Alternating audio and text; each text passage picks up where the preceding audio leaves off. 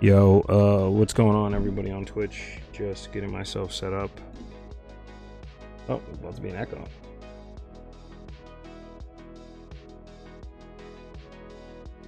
There we go. There we go. I have my secondary page open. Weird. Okay.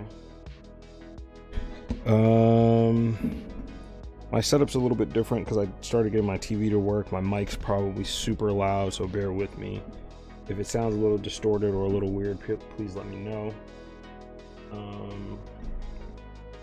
Also got my other light on.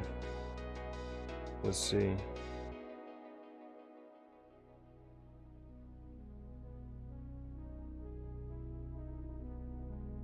Close up. I close up. No wonder. Damn.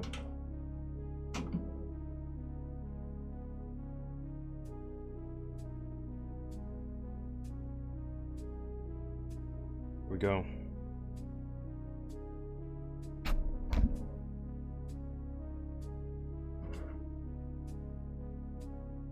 Got my paddle in the background. There's my glass.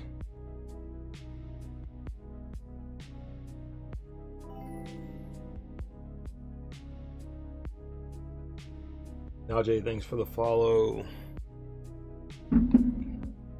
I have to animate a thing on here. I started one. Started an animation. I just gotta finish it.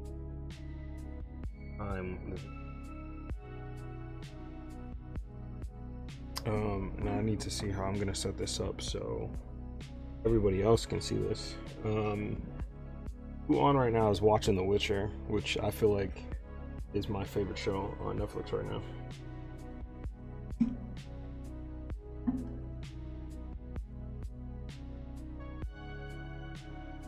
Right.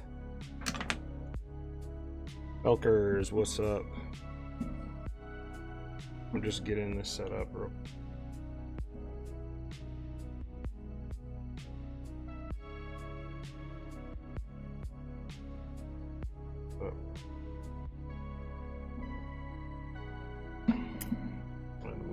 Over.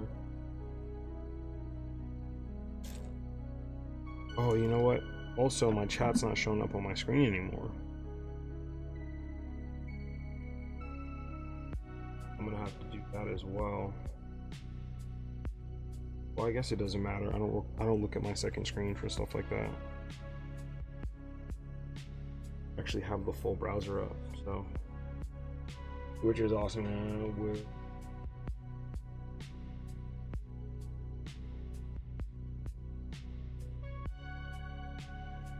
Will Pood draw something about this?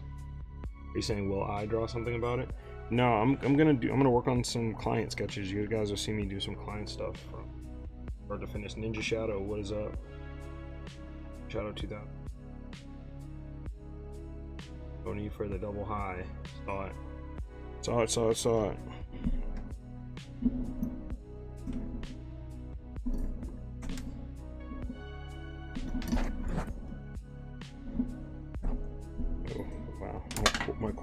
My chord management is really bad. It's just basically when I'm done, I'm so tired, man. I just move this shit over to the side. I just don't care anymore.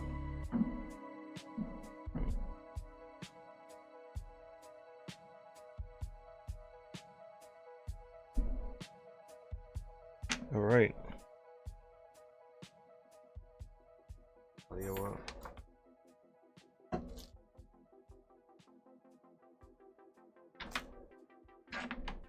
The light is a purple light. I don't know if it's working that much. Yeah, Instagram's been wilding today. Not just you. Shadow. Instagram's been trash.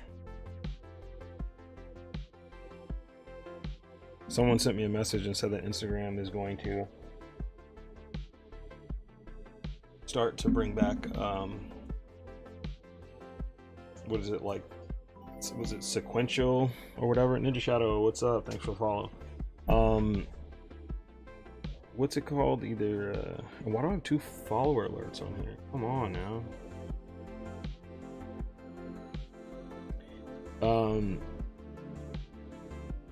they're gonna bring back like consecutive scrolling, I guess, on Instagram.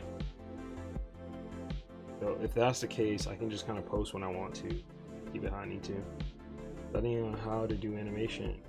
There's a really good 12 principles of animation video that I use and I study all the time. It's in one of my saved folders for on YouTube. All right, let's jump into my workspace. Get out of the selfie mode.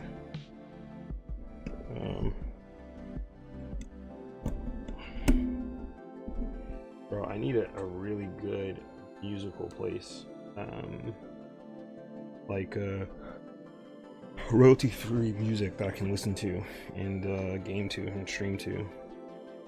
Because this shit's also like, you know, I take all my streams and I put them on YouTube and I'm getting a bunch of claims for it. Just kind of whack.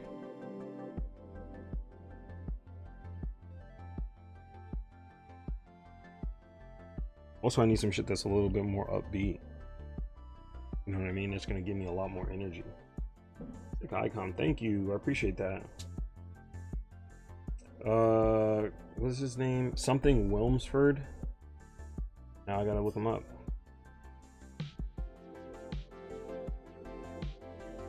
All right, I'm gonna find a really good animation guy real quick. I'm looking at my screen. I'm gonna try to find this dude. It's like Will Helmsford or something like that. Howard Wimhurst. Have I seen Jujutsu Kaisen? I have. I like the series.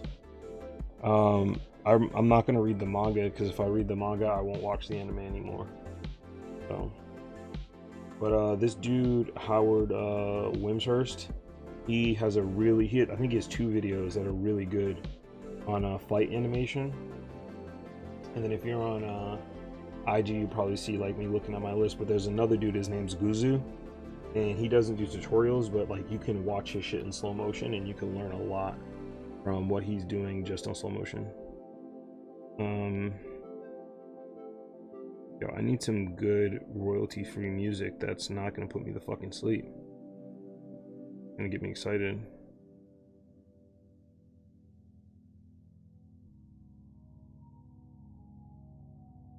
Could look up some anime music. You know what I'm saying? Or some like dope anime playlists.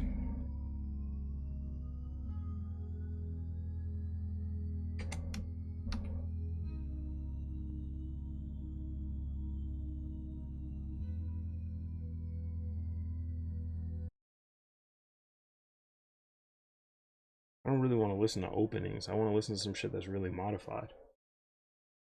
It's always openings. They don't really slap like that.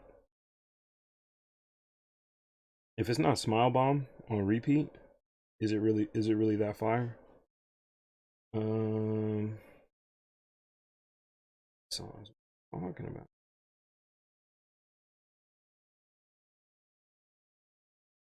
Anime openings that slap. I'm probably gonna get hit with crazy DMCA stuff, but gotta listen to some different shit. I remember Howard, he got great stuff, Transformation Anime and Elements. Yeah, he has some real dope stuff.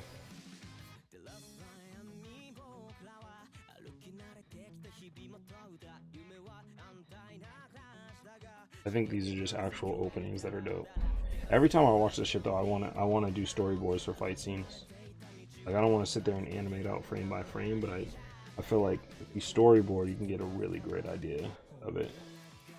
Get a lot of work done. Storyboarding.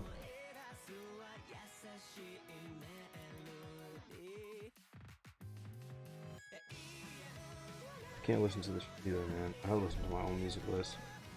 It's definitely gonna get blacklisted, but I can't listen to this shit.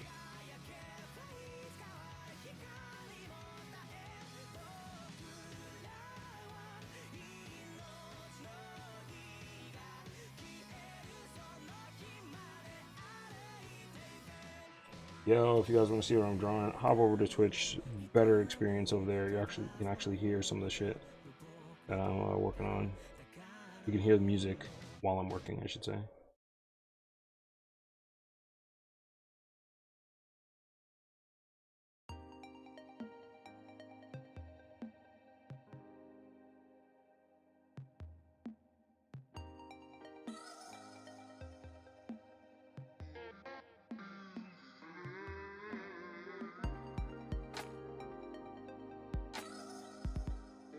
I can actually listen to Zelda Wave.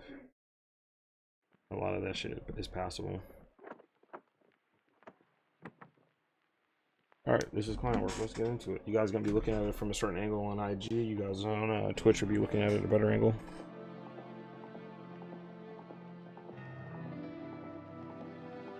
Doing how we do it. Start with our grid.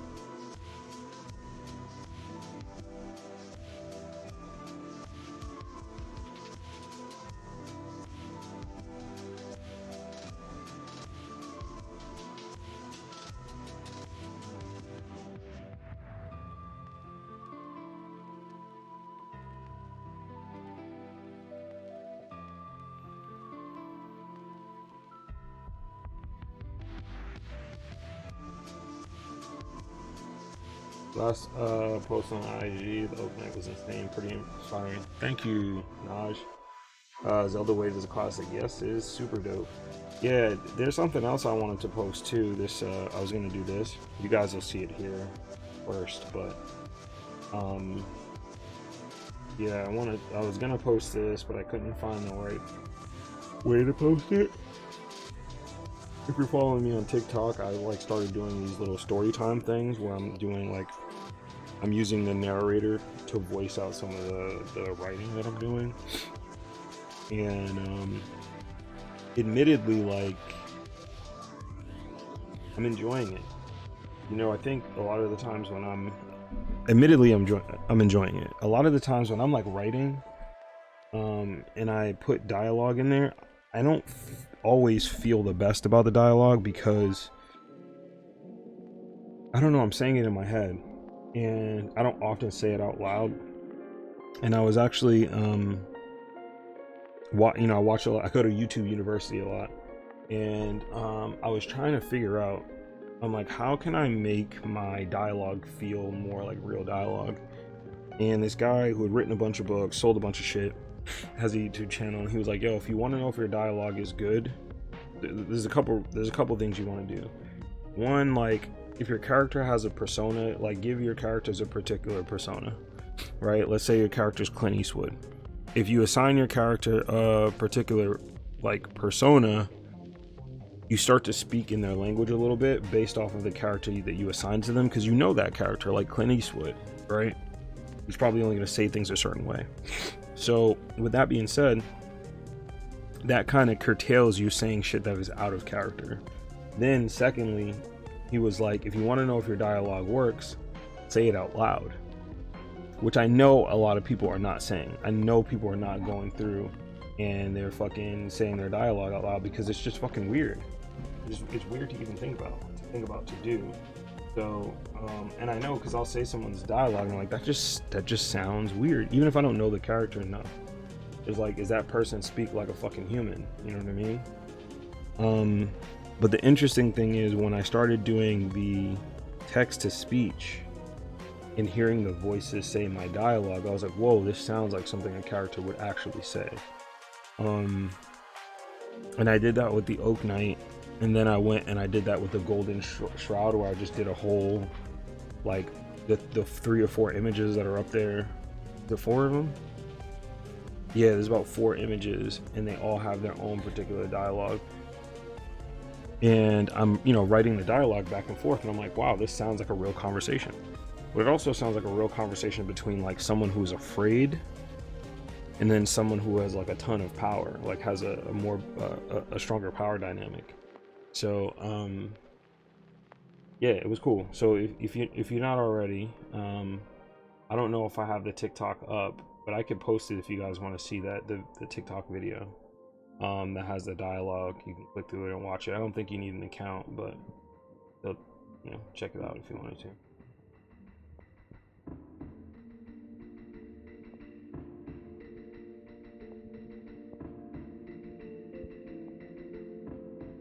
I'm actually almost about to order these pre-order books as well. I might toss that in on the other end of this. Yeah, but this character here, after I do those client sketches, we're going to jump back into that piece that I'm doing for that. Grandmaster of Potatoes, what is up? Hiller, what's going on? I'm just going to be sketching some client stuff.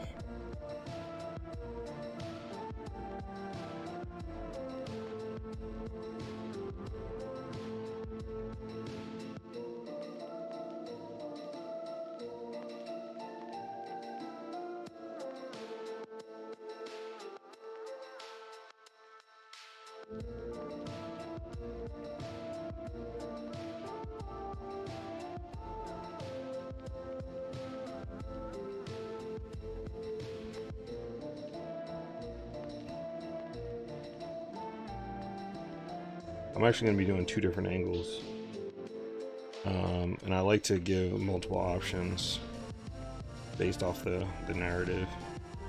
So this character reminds me of the Parasite anime, isn't it? Yeah, Parasite was dope. He's definitely inspired by it, you know, but he's almost just like he's almost a concept. You know, like when I get into the storytelling of these old gods, if you will, they're almost like concepts. Like, you know, I'm a fan of the Lovecraftian kind of mythos. You know, that's been built on by other people besides H.P. Lovecraft, and you know, this is an idea that is manifested itself essentially. I don't want to get too deep into it because we'll be talking about it for a while. Yeah, that's all I can really say. So he's almost formless, but just so you understand that he has to give himself a form, you know, oddly enough.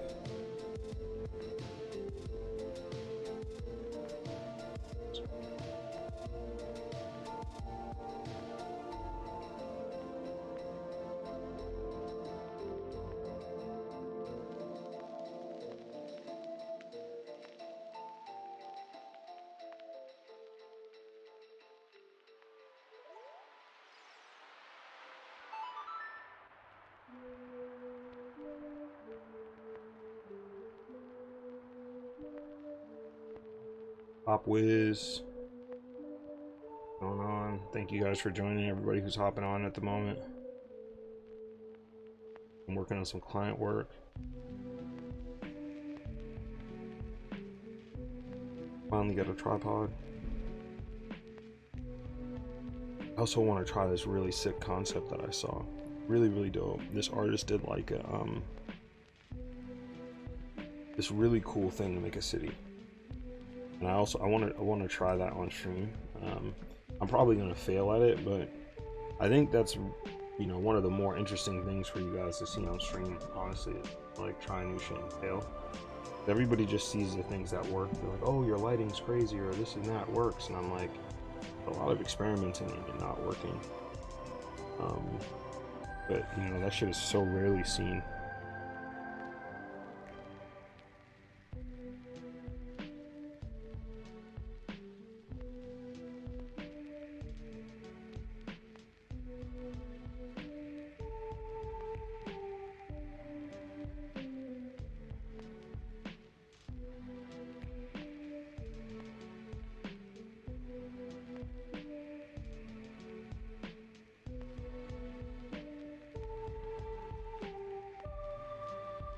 I won't get too invested in the design of the plane yet, because it's really about the composition.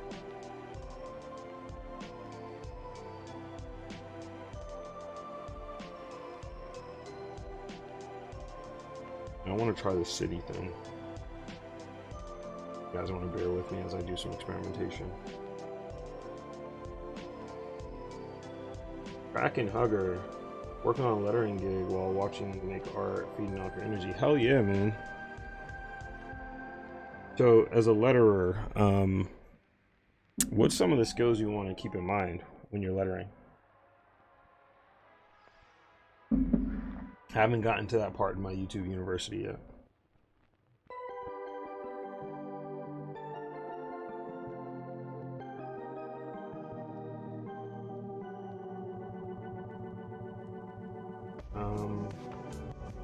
There's these building squares that I want to try.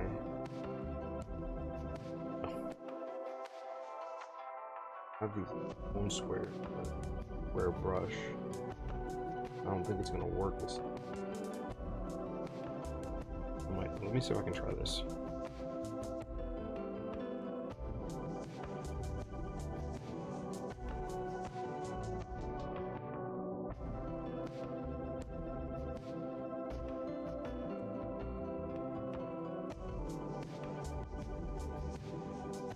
I see. Tap. Alright.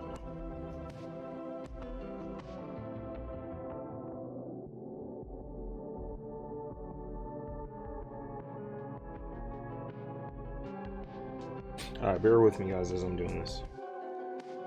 It's supposed to be cool.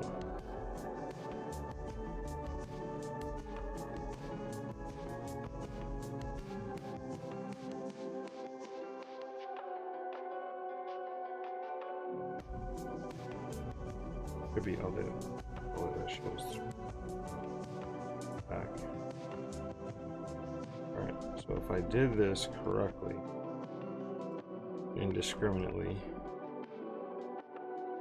I can then take this whole piece.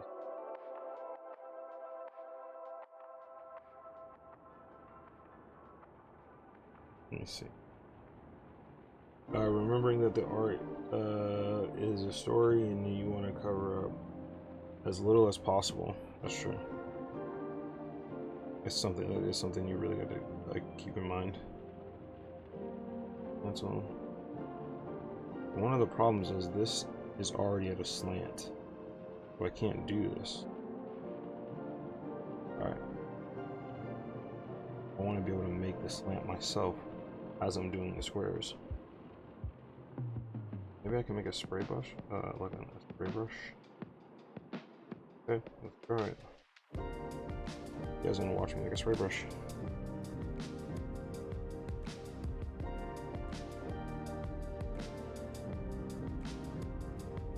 The annoying thing is, alright, fill this with the.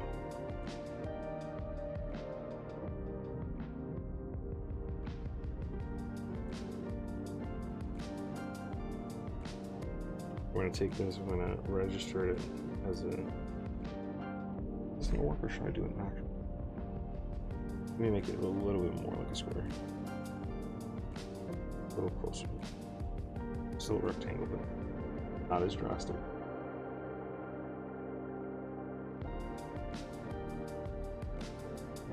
Register.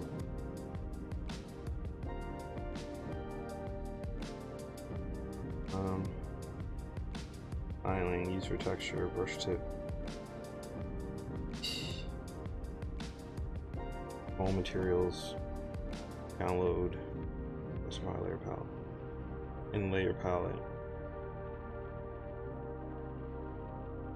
foreground, etc., person, item, background, insert, foreground,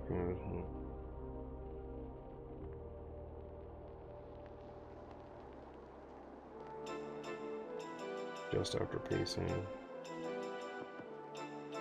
Okay, so let's see if this works.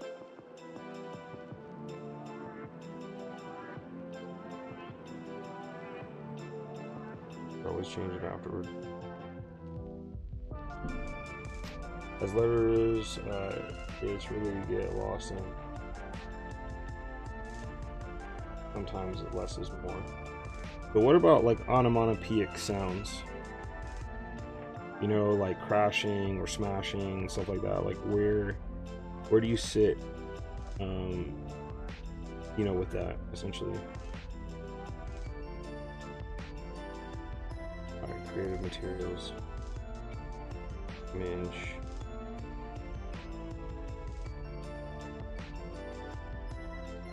Layer 5 is what I call. I want to like spraying effect.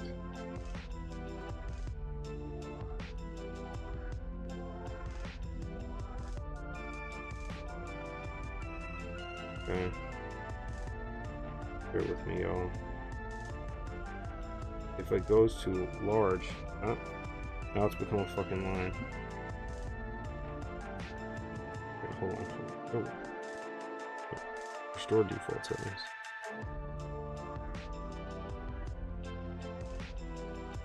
Alright, brush size.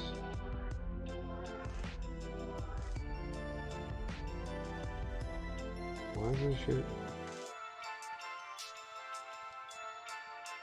Oh, I see. I'm not going brush size. I need like.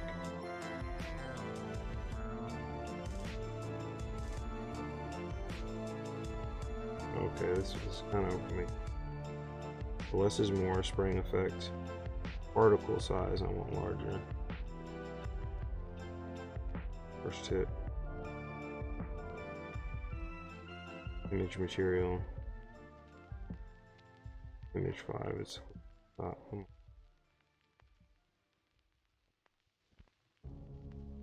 loaded. Read it. Come on, man. Alright. Okay. Alright, so this is kind of working. I'm gonna have to look at more brush stuff because it's gonna make all of these the same color, which is kind of fucking annoying. If I change the color, is it gonna change the color? Color change the color, that's trash. Way to do that. Okay. Texture. Bit. Rain effect.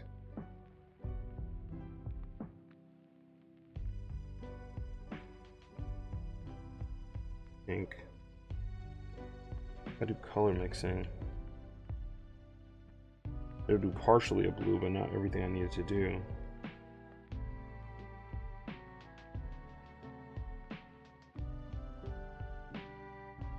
There's like some setting that I'm not pressing. Sorry if I'm wasting you guys' time. Photoshop is so confusing for me right now, especially when I hook up my drawing pad. This isn't Photoshop, this is Clip Studio.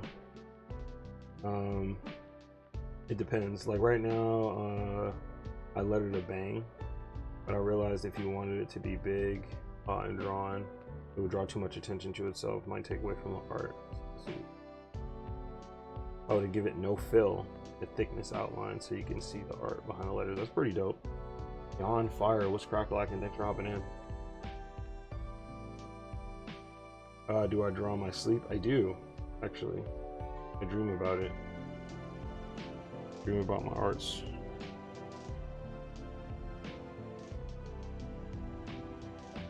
I need to turn off color mixing because that's not gonna fucking help me. Alright, so go to brush size. I'll make these smaller. I don't, yeah. I want my,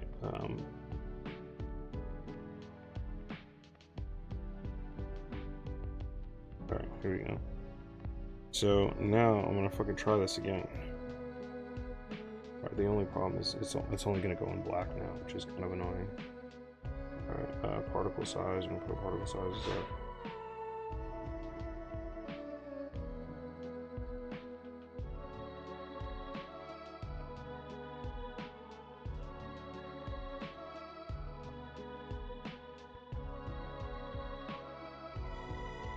Particle size to huge. Alright, maybe not that big.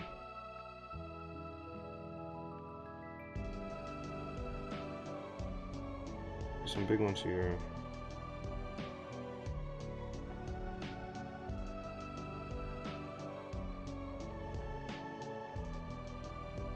We're trying this technique that I saw, which I thought was really dope. Do this again.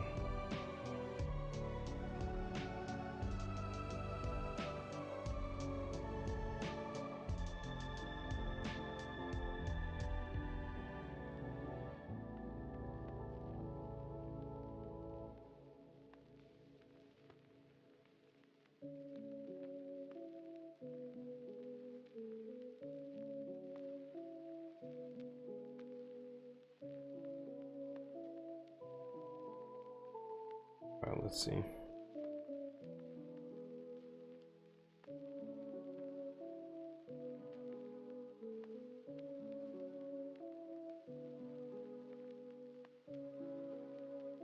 You just want some good size variation.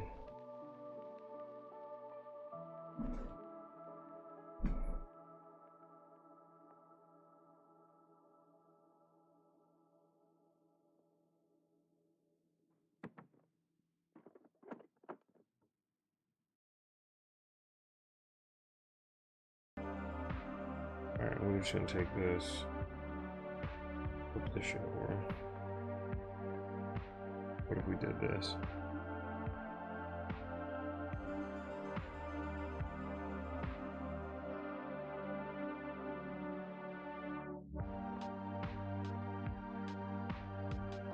Hit this gray. Dark gray. Okay, so I've done a couple of these. Maybe a red will work in some.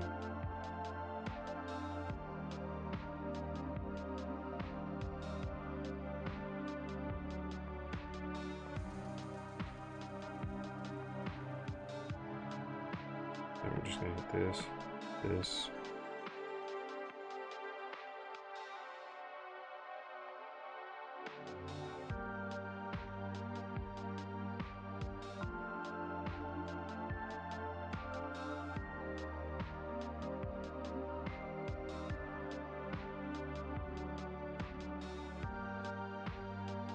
Lastly, at the top, couple.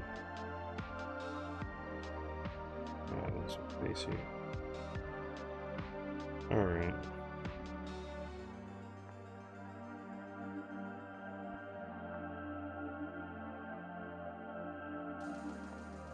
Press selected. Then I added a new button here I have to get used to.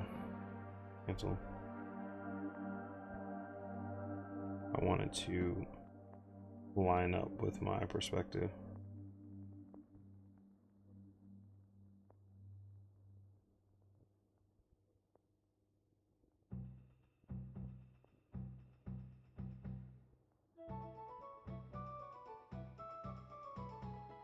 Alright. Seems like it actually might be kind of working. I don't know if you guys are really seeing it, but these are basically supposed to be building tops. What kind of tablet is this? It is a Cintiq Companion.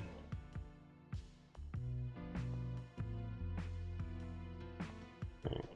So one of the things he did, oh, this artist do, I thought that was pretty sick and pretty clever.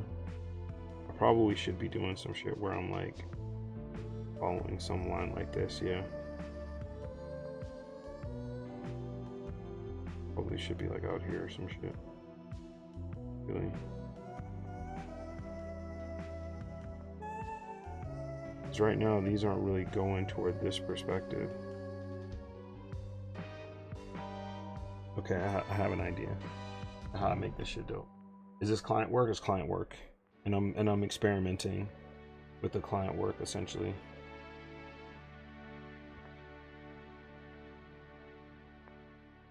All right, no, we'll take the whole thing. Yes. All right, so this should work better now.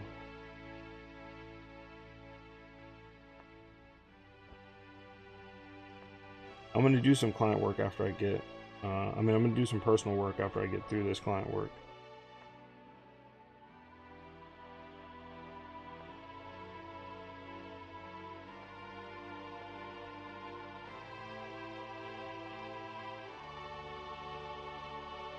Yeah. Gotta find a way to do this where it's not like spot on. Because really they all need to be going like something like this. And that makes sense.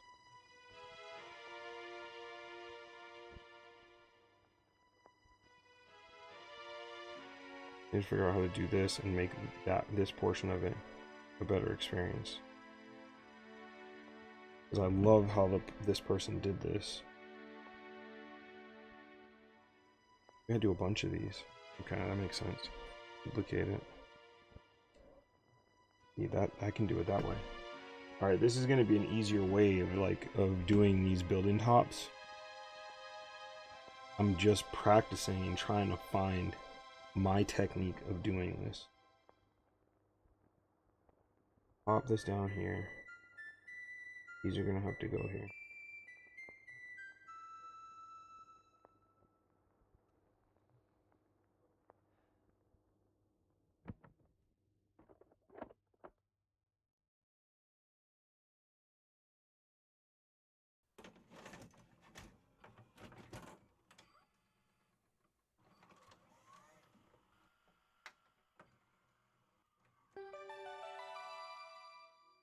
This has to go back. It has to go back to some form of a center point. It would be like right here.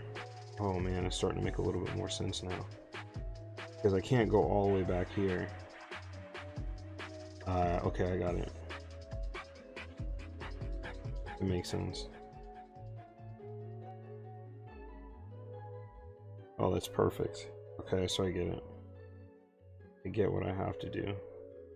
I gotta make a couple of these, and I gotta tile them. And you'll see why this shit is important.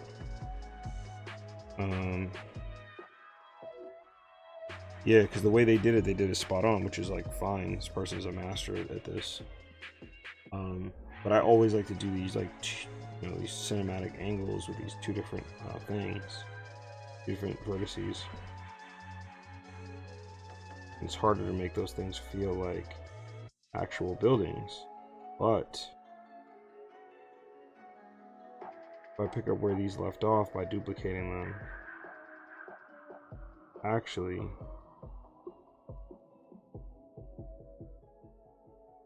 buildings won't look that bad.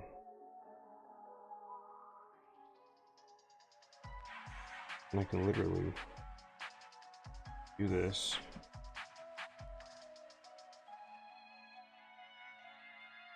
Like this.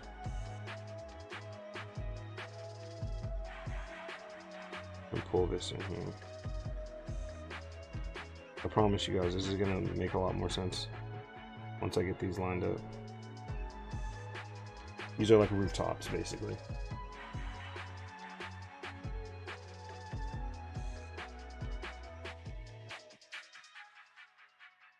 I can't believe I put this out. I mean, somebody who's probably a better perspective would have figured it out, but I kind of got it now. If I leave off where they left off.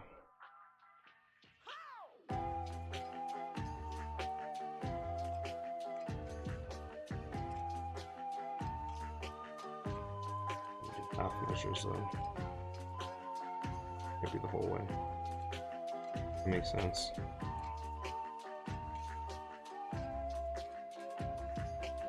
Alright, so the distance will have to be. Okay. Let's not keep wasting our time doing a bunch of. Alright, everybody that's on IG, you want to hear music and not be awkward, hop over to Twitch and listen to some Zelda lo-fi. It's basically what I can listen to without getting hit with the DMCA, so sorry. What we rocking with.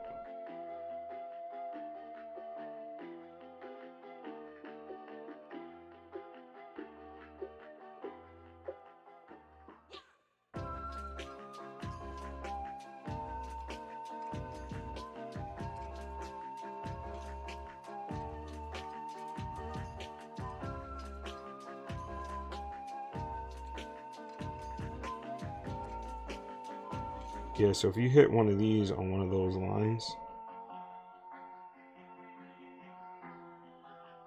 oh man, this is a little sloppy, but I'll show you guys what I mean with this.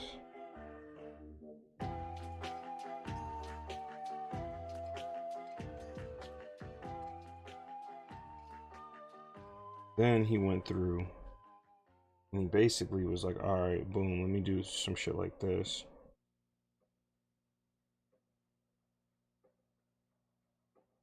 Let's just combine these. Pepper Tag, Jenna Draws, Cam Coolin, what's up? Thanks for joining. You want to see what I'm drawing? Hop over to Twitch. You can also hear the music that's happening over there. A little bit better listening experience. And then the person basically did this.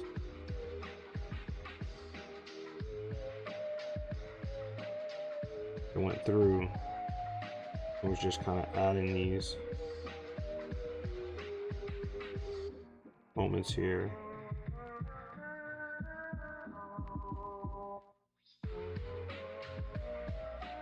Where you could kind of like see the buildings up a little bit.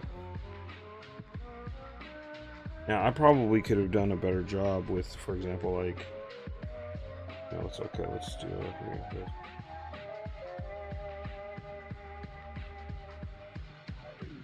Push the luminosity down. Pull up some of the saturation so they just feel a little like real buildings. Yeah, broski. And then we'll just do like little shit like this.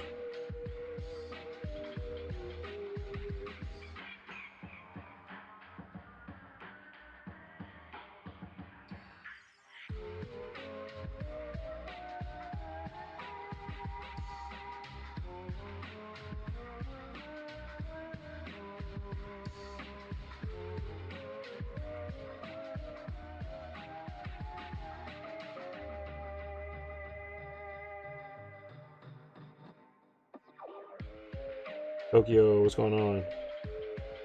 Yeah, I saw someone on IG. They did a speed draw, and I saw them do this on the speed draw, and I was like, yo, I'm gonna try this shit. Yeah, this shit looks absurd. But I gotta fuck with it and see if I can pull it off. I'm saying, but it kind of works. Starting to see I'm kind of getting it to work, especially if I do like an actual perspective rule on here, because then it'll snap to the rule too. But until then, I can go with something like this and just make sure I follow one of these lines.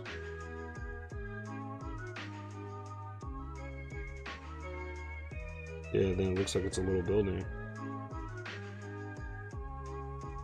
Yeah. And what you can do is you can do all the faces first, and then all the next like sub faces or whatever afterwards. And like this could actually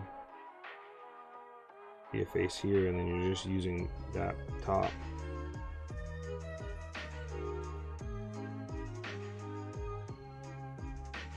Yeah, it's like once you drop it down, it just puts it in a different space in the perspective for you. Okay, what's up? Everybody that's on, what's going on?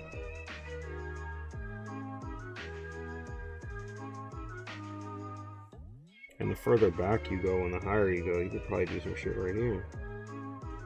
Like these three buildings.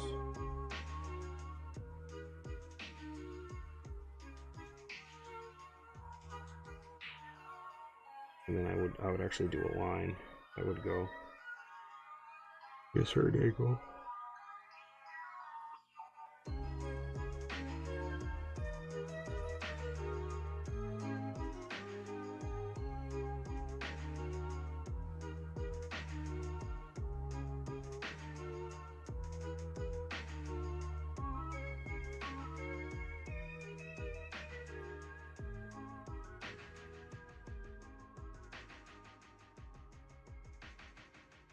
This is a cool technique.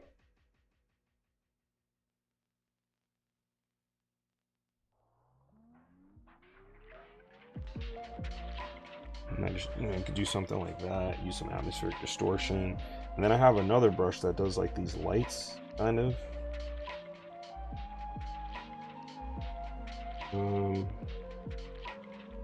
Like distant lights or something like that.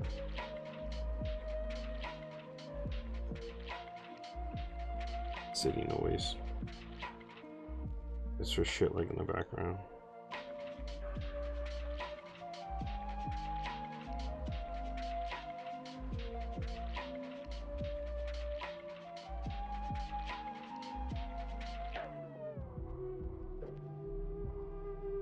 I guess I could use this as a technique too, like create these things here, and then if I make really big particle sizes.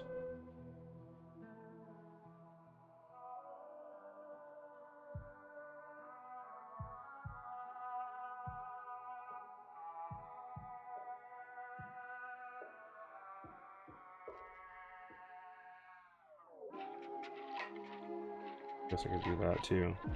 And then put roofs on top of this. Or there's city lights, distant lights.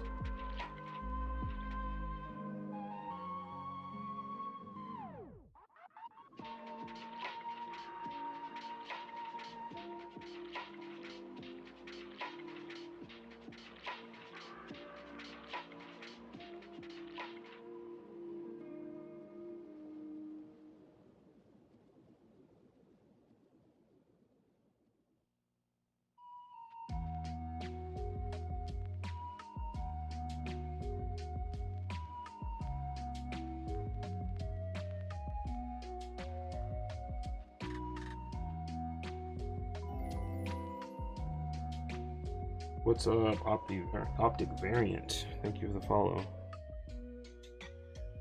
Wait, oh, so okay, so this only goes horizontally. If I do this, a bigger particle size.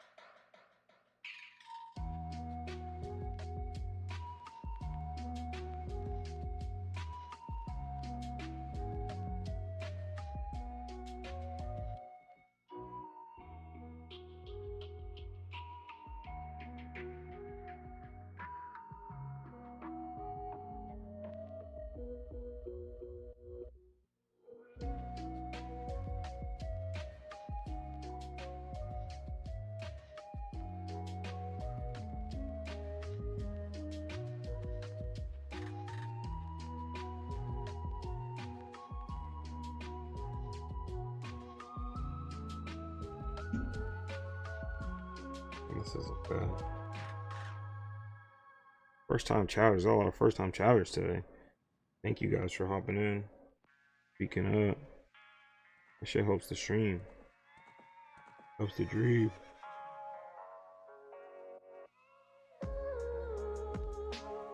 Doesn't look bad in the distance. But then you have to, once you do something like this, you got to go in, you got to clean up your squares. And what I mean by these squares is like your little roof things you got going on there. I'm just gonna make your roofs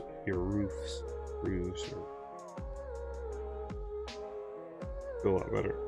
Now this is as far as I got when I was watching the speed drawing thing.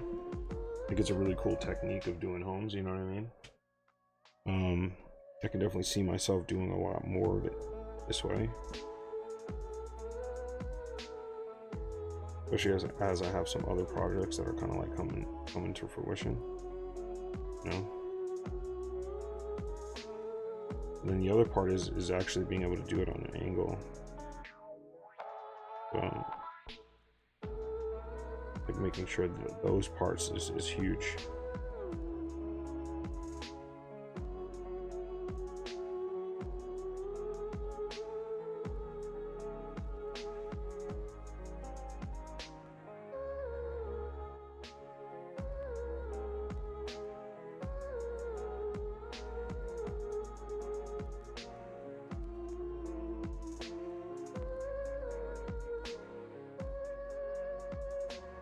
But it's better than drawing all these buildings.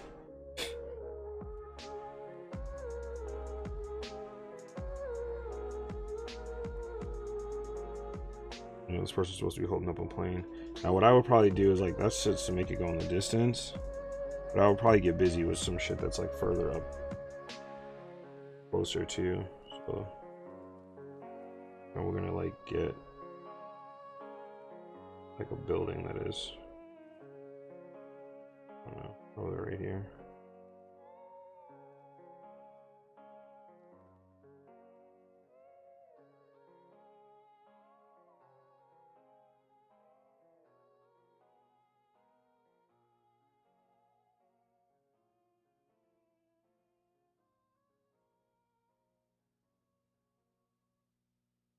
Let's get rid of that.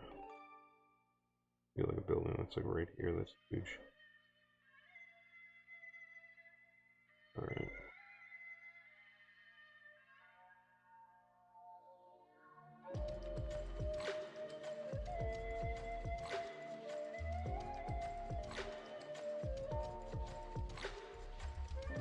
I don't have a perspective grid up right now, y'all.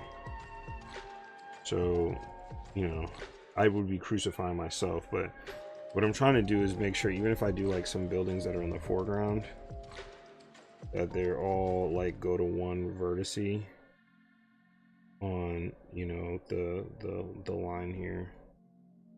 I want to do another one. It's probably gonna be, and I probably should be looking at reference. I'm not. Fleshing out buildings is always an awesome watch. This is me practicing a technique that I saw someone do in a speed drawing. So I don't have all the answers. I'm making things up as I go. Yeah, we're just gonna figure this shit out together though. I'm doing it on a client piece, which really this should be a sketch and I shouldn't be taking it this far. But you know, just as an artist, like an artist is gonna art, like that's what we're gonna do. So, you know, really say more than that. Nigga gonna art,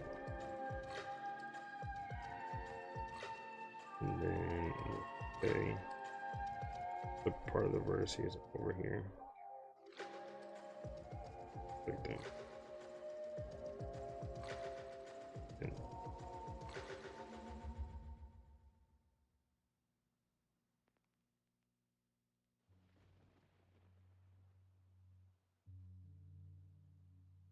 This way.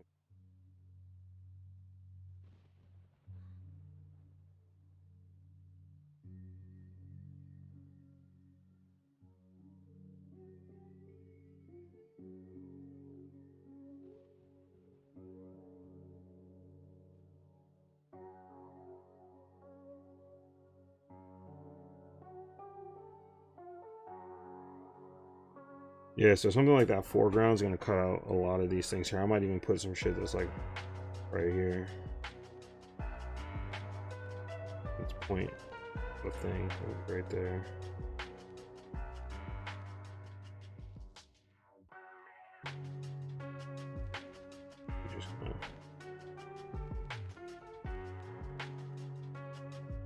Just and that's where that shit goes. This building seems too close to them and not us. Might have to be lower.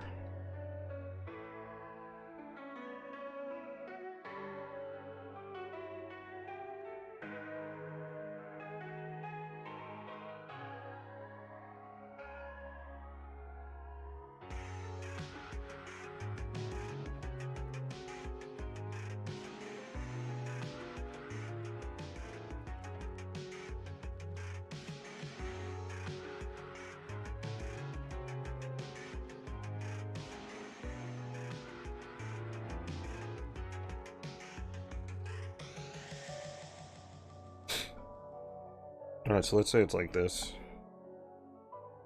Biting off a lot more than I really should be doing right now. Or transparency on there and just gets a little bit dark over here. That's just the face of that John right there. Darken this closer to us. Would be the face of that. Oh shit, an ad just popped up. If you're not subbed, oh, I got hit with an ad. I'm probably gonna have to talk to people afterwards and explain that to them. I forget about the ad thing.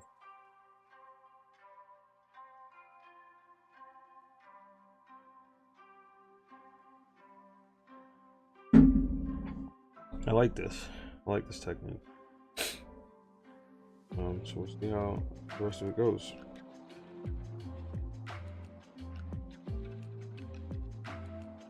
Especially when you got to do a lot of cities. And then you could just basically hop in the back. Because of that atmospheric distortion, we're really not going to see much. What?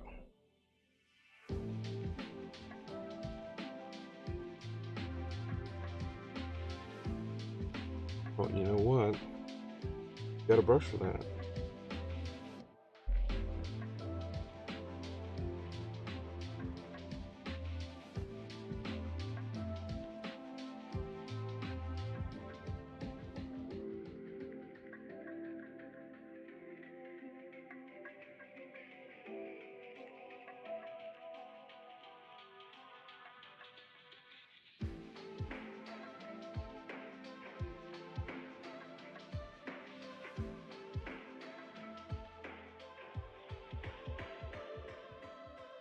would you go in on these tall ones, and then just my other thing, my other square brush. Square brushes, motherfuckers do a lot of work.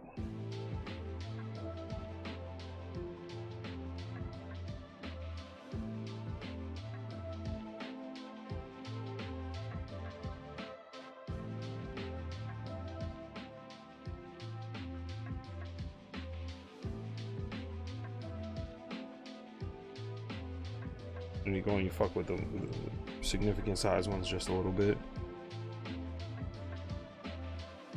This is cool.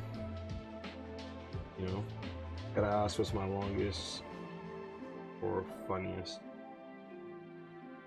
I don't really keep track of them like that. Or funnest. No, funniest.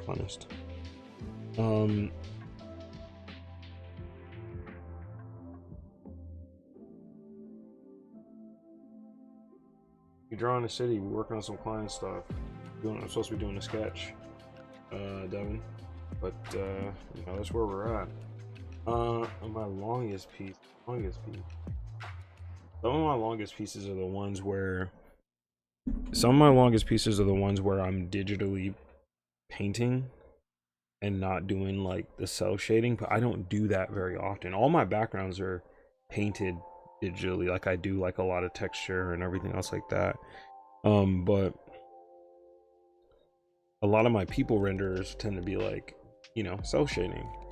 But a couple of times I've done that. Like I've done like these painterly ones, and that's the shit that takes me absolutely forever. And to be honest, like I don't mind doing them because it's like a way I test my skills or whatever. But I don't enjoy the outcome of those as much. I think my more fun projects I enjoy doing are the storyboarding projects. Like all of my storyboarding projects are, I don't know, like when I see the end of them, I'm like, I don't know, it's like I can really see my vision at work, if that makes sense. And like I get to see it move even though it isn't finalized and fully colored and rendered. Like as an artist, I can picture so much that's there. But I say at the end of every storyboard thing I've done, the comedy ones, the action ones, the dramatic pieces, they tend to be like the ones that I enjoy at the end. I'm like, well, that's great. And I'll watch it over and over again. Even the TikTok video I was talking about earlier, like I've just watched it a bunch of times because I'm like, wow, like very surprised that I was able to come up with some of the stuff that was there and how well it worked. And you know, I don't know, I surprised myself to a degree. And it's hard because as artists we have so much of an issue, we have such issues with ourselves and how we create work. But yeah, that's one of those pieces. I'm gonna say four. Damn, I had something I was gonna fucking say before.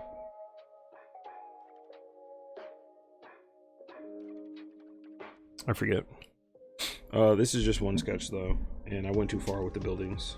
But I just wanted to, you know, when I talk to the client, I'll just say like, I really wanted to see the efficacy of this thing, to see like, should I do this whole situation beneath it? And it might be more complicated. The client might be like, I don't know if that's gonna work.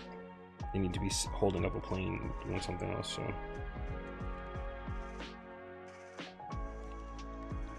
I want to try like a close-up version. Here again, start with our grids. The grids on there, baby. Keep the grids.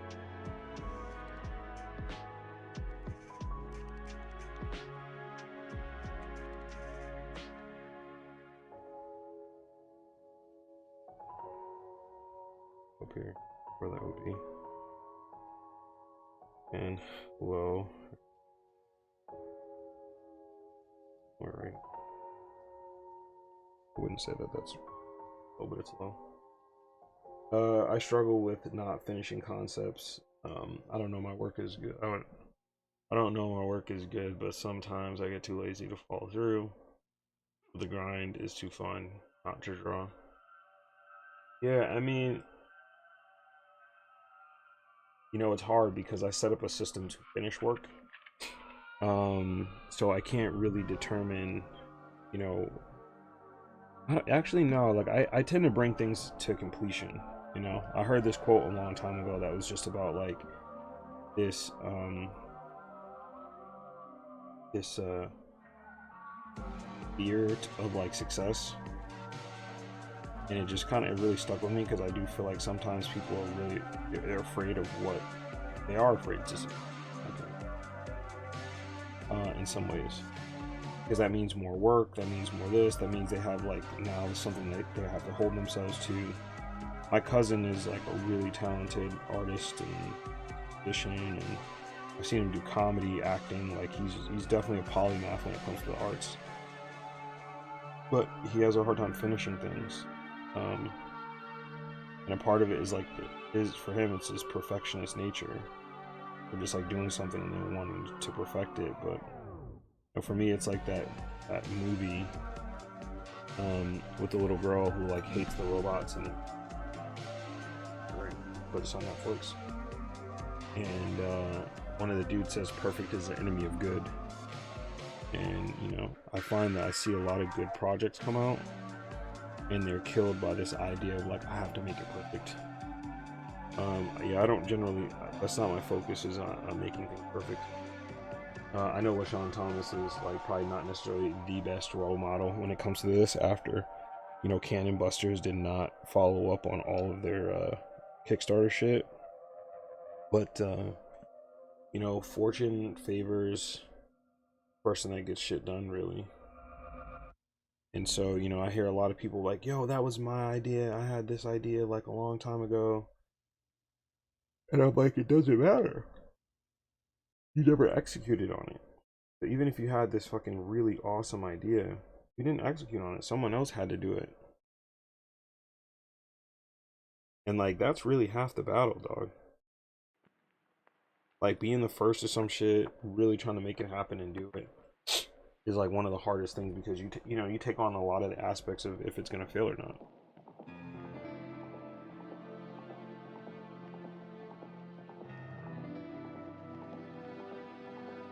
And I don't think people understand that when they're like, oh, that was my idea, I'll drop that first. And it's like, you didn't do it for a fucking reason, because of just how much effort it took, bro.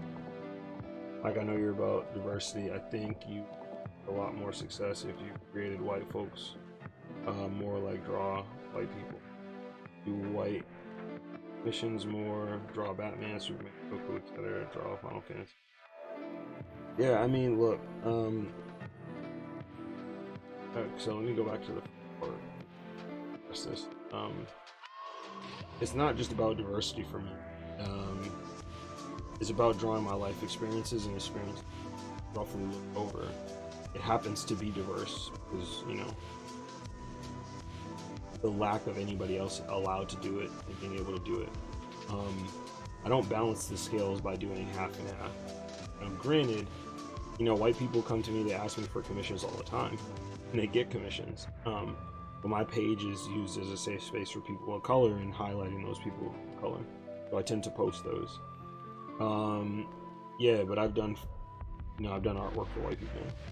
Now, in terms of Batman and everything else like that, I've drawn Batman before because I'm a fan of the Batman universe and the Bat family, and a fan of DC in general. But in terms of success, I find that every time somebody messages me that they have started to draw black people, or that they feel like they can make black people look cool now, or that they feel very happy that they're, you know, they've been represented, you know, I kind of count those as successes. I don't think I'm talented enough to be the person to change a lot of what's happening. You know, a combination of talent and hard work, and some people who have that take it to the next level. If I can inspire a kid early on to take his talents, add hard work to it, of drawing black people and doing stuff of that nature, then, you know, it's gonna, you know what I'm saying? You know, I just, it's just the truth. I don't think I got it like that. Doesn't mean I'm gonna quit or not try, but I just go hard, however, as hard as I need to.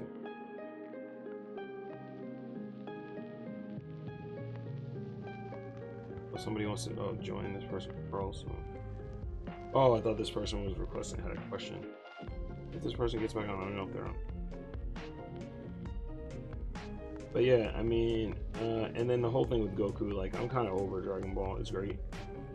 Not over it, but, you know, I know what it gave me. It's awesome. It was awesome, you know, but it's almost like,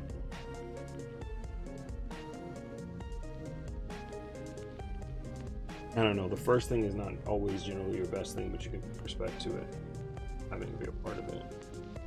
I hope you don't take what I said as offensive. Yeah, I don't. I think it's I don't think it's offensive at all. I think it's misguided. You know, I shouldn't necessarily have to assimilate out of myself in order to have, you know, a certain level of success or whatever it is. You know, I think,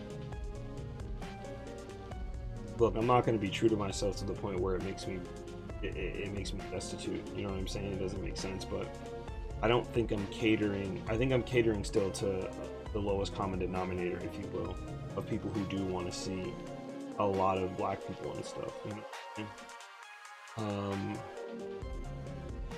You know, and there's enough white people out there for people to see. They're like, what's the point of making my white person in the sea of all these other white people? You know, way. But like, I'm thinking overall success, like Hollywood rich artists, if you branched yourself out more, you could get. I mean, I've been approached by studios. I've had studio stuff, you know. A lot of that stuff is like I can't even really talk about, but you know, the checks are there. I do the projects because they like the skill that I've cultivated, and also my expertise, because they're looking to try to find and represent black people in ways, because they're not hiring black people to draw black people, essentially, like in-house. So they hire someone like me freelance to essentially do it, you know, in a consultative way. So, you know, I've seen it in that way, but I don't think that's how I want to make it to Hollywood. You know, I think about that all the time. Like, for example, I went to Anime NYC. If I drew a bunch of fan art there, I'd probably make a lot more money than I made. I know the people next to me are fucking bringing in dumb cheddar, because I bring in a decent amount, but I'm also a salesperson, right? Like, I can talk to people, I can tell them about my story very quickly and get them to buy it pretty easily. But I debate that every time I go to like Anime NYC or any of these, or you know, Brooklyn Comic Con or something like that. I would probably make more money doing fan art, but I'd be less happy. I really wouldn't be honest with myself, and then like, for what I gain, so many other people lose out. You know what I mean? Like, I think when I started drawing black people, it was a mission of kind of self-appreciation, right? And so in that way, you know, I just kind of was like, if I'm gonna do this, you know what I'm saying, I'm gonna do it in a way, I don't know, I want to do it in a way where it uplifts, right? And so it uplifts and it inspires that way, you know, people like Dan Mora and Jorge Jimenez and you know, a lot of these other artists, they draw a lot of white people. You know, for people who want to see white people, they have the places where they can see them, you know, which I think is great. You know, and Lord knows I like my DC and Marvel characters and everything else like that, you know, and anime. I partake in it myself, but you know, oversaturated. Eventually, I think my time will come. And as my grandfather says, nothing before its time. So I'll go, I'll build my skills, and I'll wait. And when the place is ready, I'll go get it. Personally, for me, I'm drawn more to those who display their original art rather than fan art. Optic Deviant said same. But fan art is nice when you need a break. Facts. Yeah, I mean, I'm really drawn, like, I guess because I get so involved in stories that like I do like original stories. You know what I'm saying? And I don't mind seeing somebody do something in someone else's style, which is cool, of something that I enjoy. But when I see new things, I'm inspired by that. I'm inquisitive in that way. Um, and it's funny because when I got on the gram, one of the things that got me into doing a lot of my own original stuff is I was just like, I wasn't seeing a lot of it. And I'm like, man, I would see these artists that I really liked. And I would keep saying to myself, like, yo, I wish they made their own thing. I'm like, I would love to just partake in whatever their own shit was. Jake Wyatt was one of those people where I bought some of his work at New York Comic Con in like 2015. And then, I'm like, man, I love this dude's style. I love his ink work. I love, whatever. And I'm like, man, I would love for this dude to make his own thing. And then I found out he was doing a webcomic called Necropolis. And I was just like, yo, Necropolis is dope. Like, it's crack. And I've read that shit like 5 times. It got to be one of my more favorite indie, like fantasy things, simply because just the way it handles things. They've done it before. Oh, also, Big John Kern, yo, thank you for coming in and making those comments, bro. It's always good to have that level of discourse. I don't know if he's still on or not. And bringing it up, you know what I'm saying? Like, I ask myself that question a lot. And then it comes down to, just how comfortable I am with kind of taking that path. And it I don't know. I feel like right now I'm on the right path, right? And that's another reason, why I'm just kind of like, I want to make this stuff and I want to show it to people.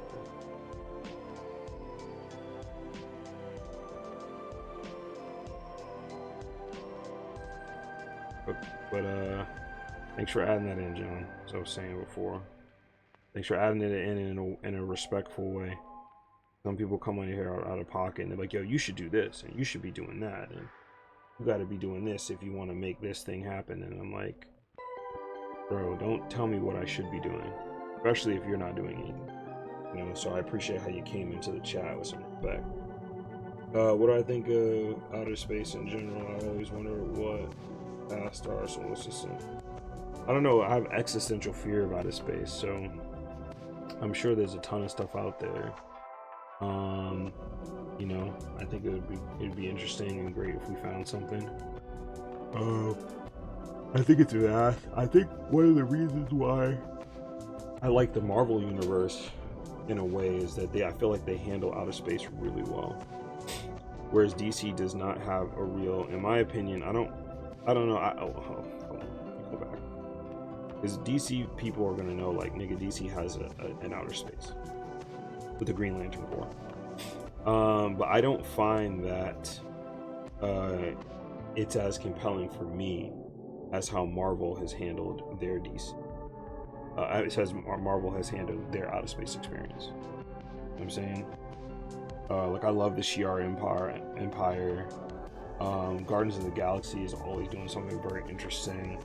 Galactus, the Living Tribunal, fucking the Celestials, and everything they kind of had together.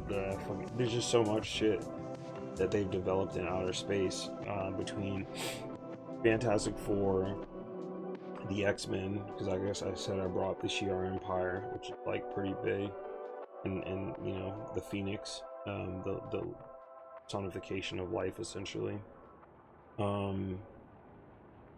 Guardians of the Galaxy, and their space travels, they do a lot of great shit out in space. I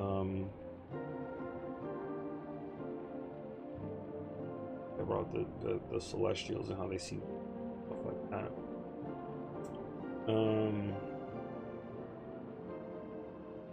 Yeah, the Eternals, Deviants, mostly the Eternals, because they kind of live off their own planet. Yeah, just Marvel does outer space really well. I really enjoy how they do it.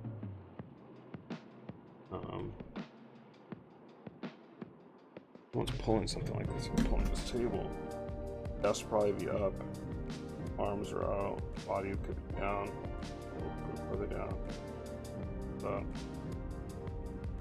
Back. Or maybe I gotta tilt the chin up a little bit. Yeah, sometimes if you have a hard time drawing something, you just gotta reenact that shit. And chin up and put the head back a little bit.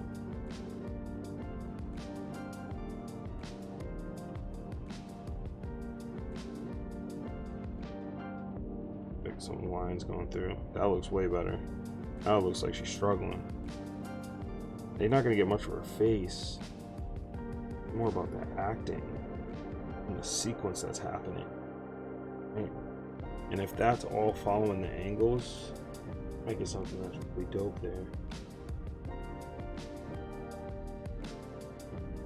I think hairstyles are dope but hard.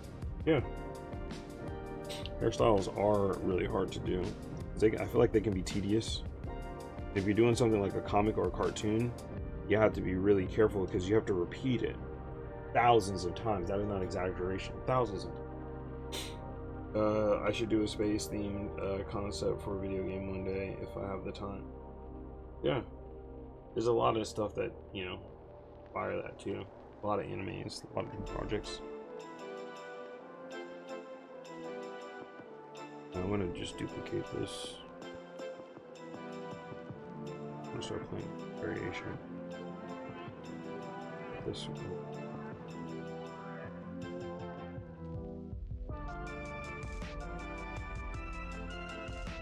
This. Go like this. Open up the hand this way. It's gonna look like we know the elbows are back and they're trying to pull from the bottom.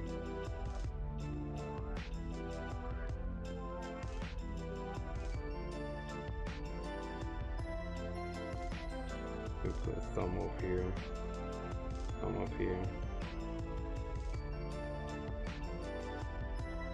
And this pull from down here is like this. Just a little bit of like rock in it, like in their arms, a bend in the arms.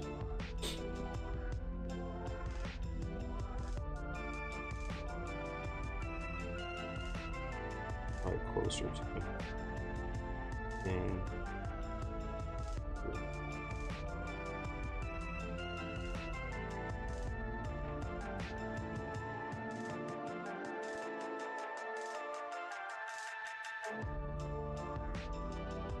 what if I tilted the body more down like this?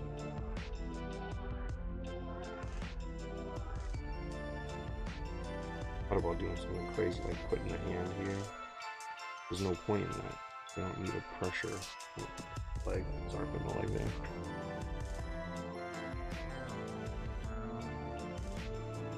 Or could they essentially do something like this?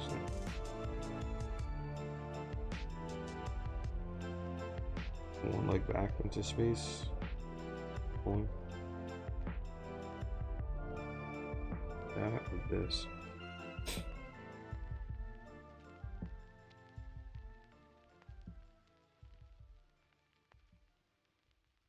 I want to get to some personal shit too.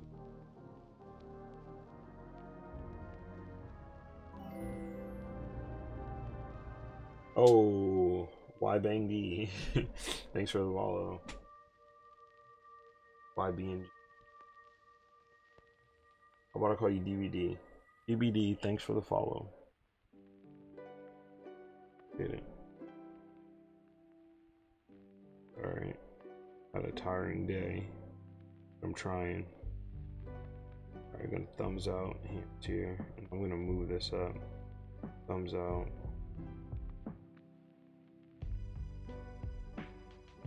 Or maybe this is overhand.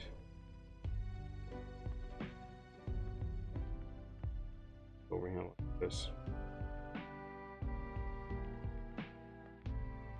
Yeah, and then I can crunch the vehicle.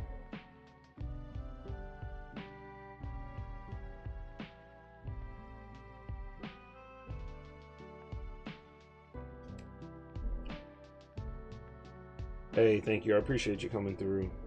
The views on here make a huge difference because they boost me up, man. But you could always ask questions on IG. I think the experience is better here.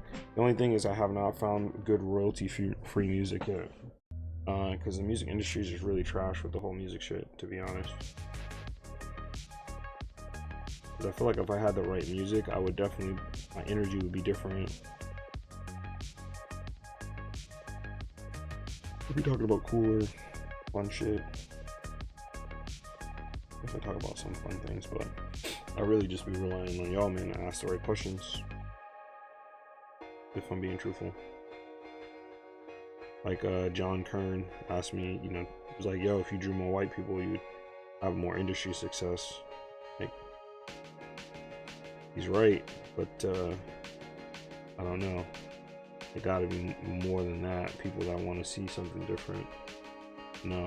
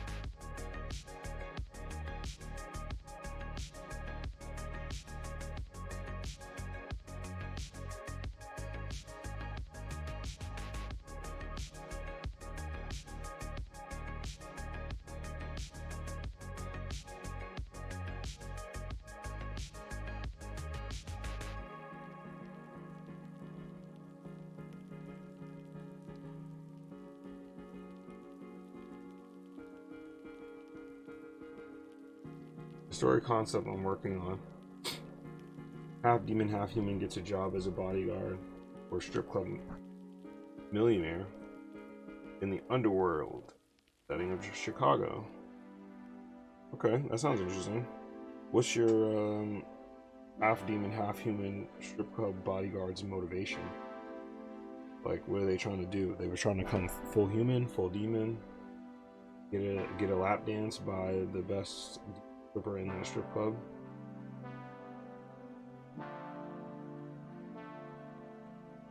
Giving the people a little taste of your character's motivation goes a long way.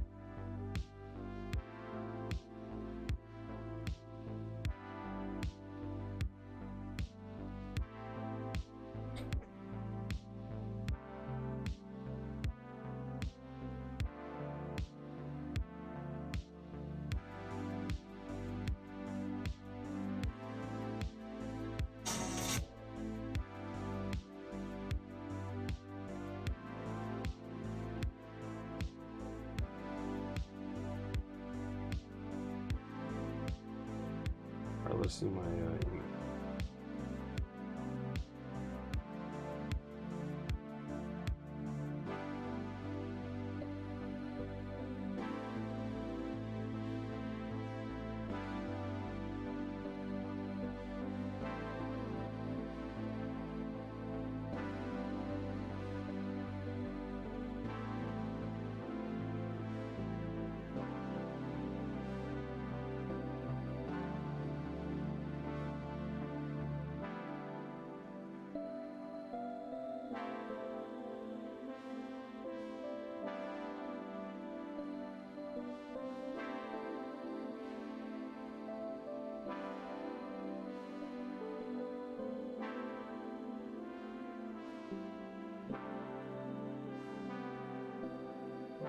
I mean, there's some efficacy to make it smaller so we can see the whole plane.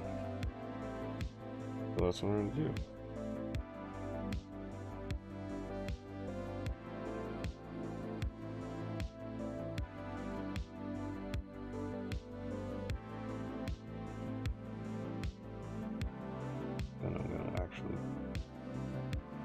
myself another folder. I might not name all my folders, but I'm organized within those folders, like actually getting those folders. My stuff.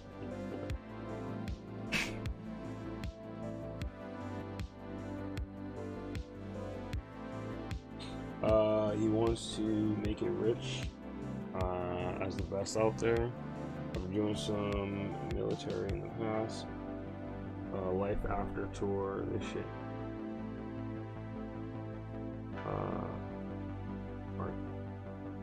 Oh, to make rent. It ends me. Oh, relative to out there for overall restrict that. But work his way. Okay. I mean, you would think that like the work would be difficult for him because he's half demon at a demon strip club. You know, like how I'm connected to the character is that like he's half human in a demon world, and the reason why it's hard for him to make do is that like he is half human and he struggles with that, you know, and that becomes one of his all-time struggles as he wants to live in this world, but he can't live in it. He can't survive in it. He can't half human, half human. Paid killer turned bodyguard. But overall, oh, you're struggling. So paid killer turned bodyguard, half human / half demon. Yeah. And so, you know, he's struggling, and he's just like, bro, I kind of want to be in this world, but how do I survive in it? You know, I think we turn his human element. His human element is a weakness, and finding a way to use that as something, a strength that people would really appreciate. Lux Line says, "Well, thank you. Get it. Opsy, thank you for hopping in live on here. I'm also drawing on Twitch if you want to hop over to Twitch and check that out." Now, I just duplicated this. I just made it into a certain layer. I'm going to duplicate it, and I'm actually just going to make this smaller and see what it's like if I run the whole scene out.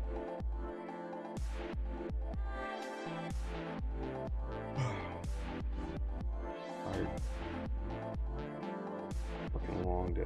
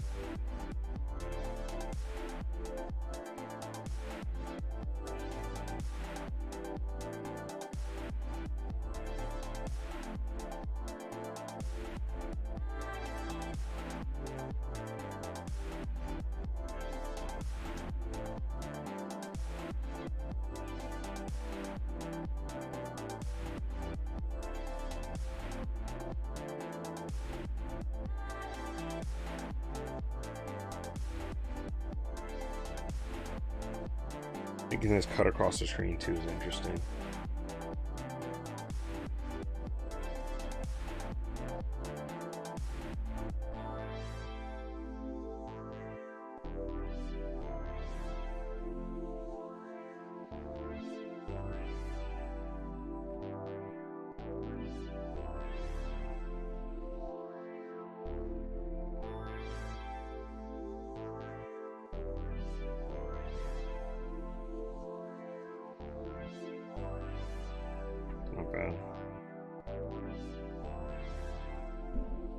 Since I do not say for work, I'm leaning to make it an isekai comic.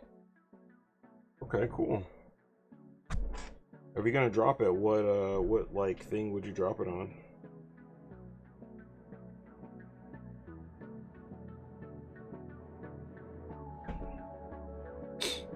Alright. I don't know the setting of this place because there wasn't much said about the setting.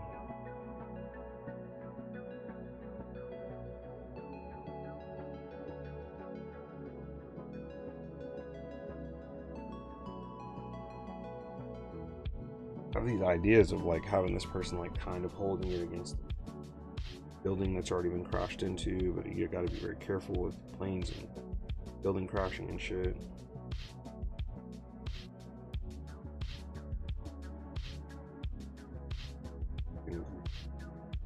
Put it here. Fucking comic.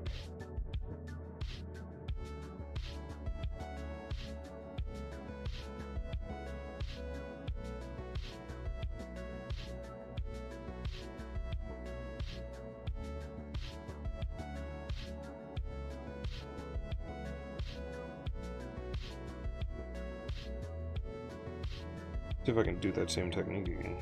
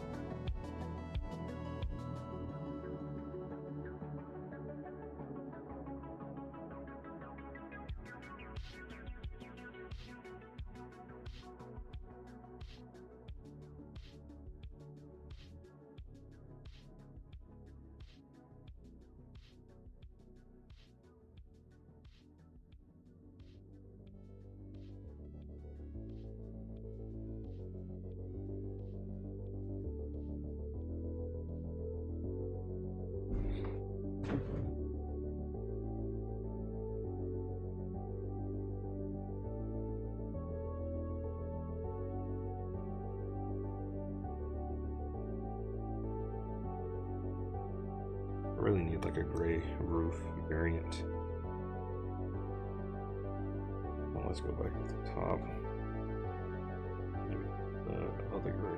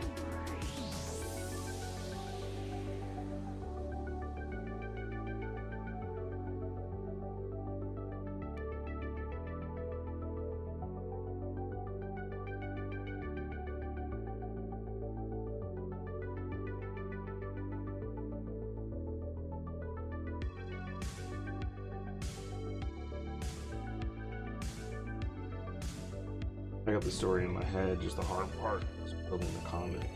A lot of steps, absolutely. There's a ton of fucking steps doing comics, it's crazy.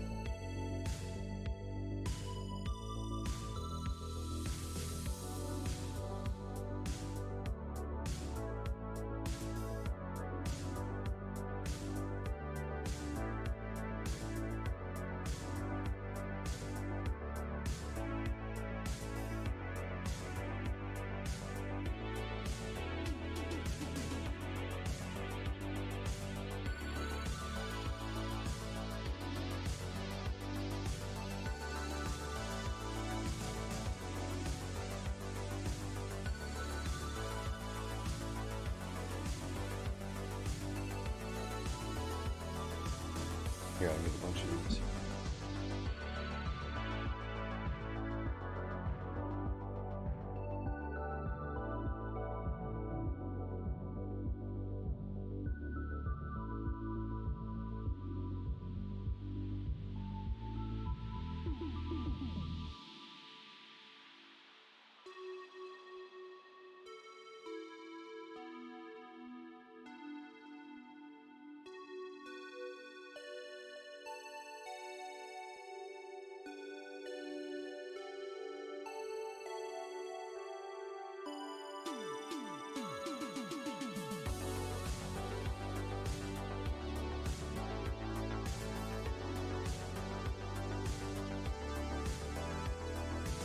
This needs to be way bigger.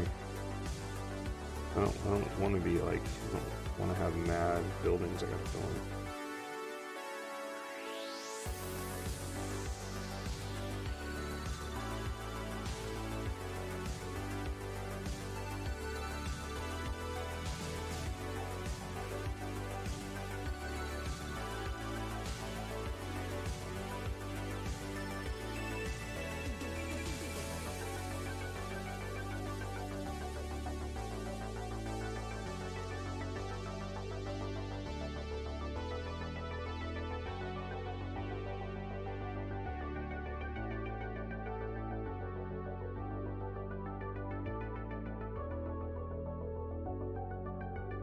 I need to do like more buildings. Maybe I can.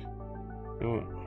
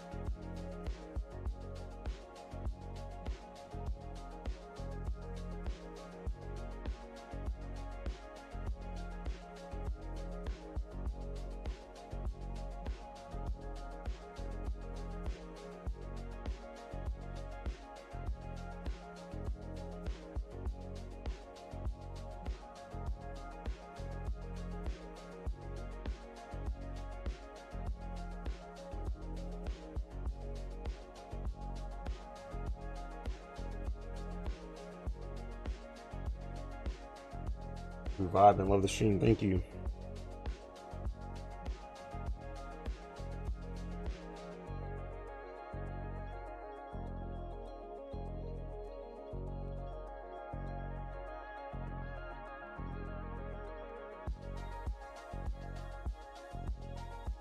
You caught me in a stream where I'm experimenting a ton, so hopefully there's some real value that's gotten out of this. Come on, broski. Alright. I really like this new variation of doing the buildings.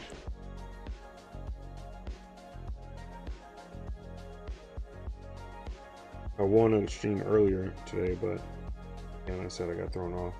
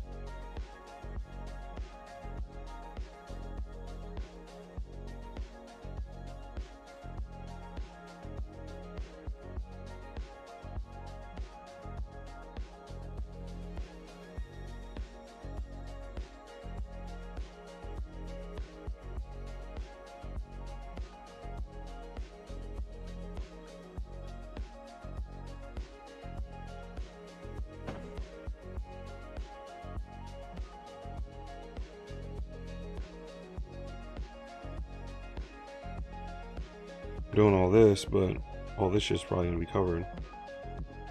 That's not, this works.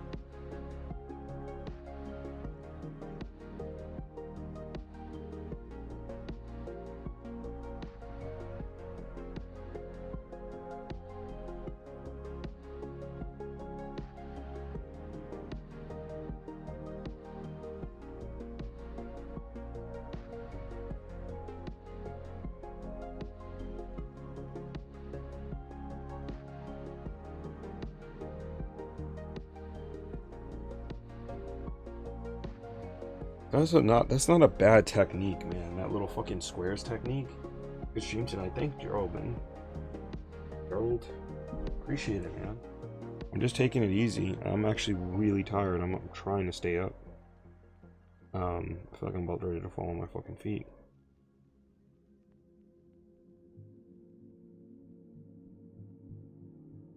Yeah, it really does simplifies. If you have some understanding of perspective too, like the way you could fuck around with it is just really great.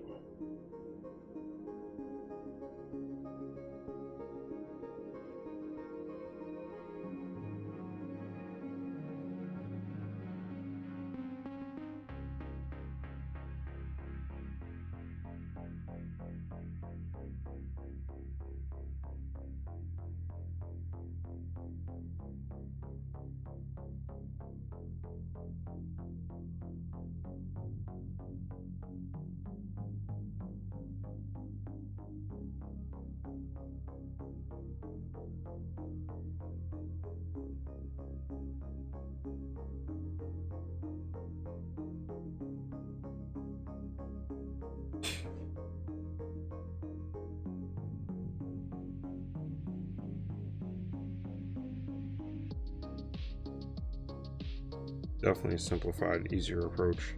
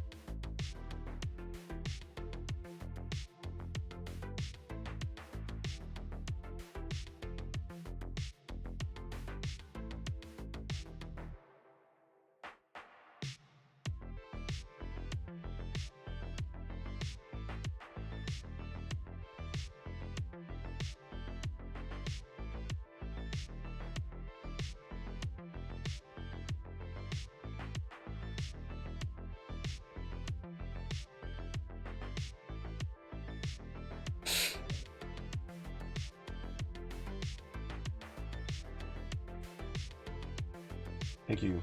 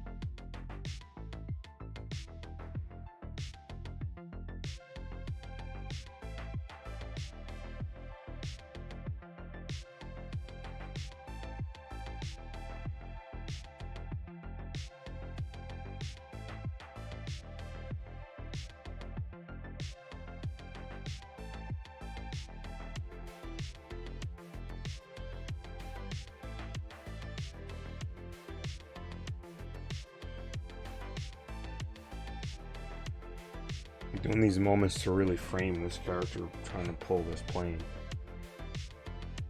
I haven't done a lot of push-pull dynamic kind of stuff drawing to get that in mind, but I like it so far. As far away as it is. Little building explanation down there. This actually will have a gradation.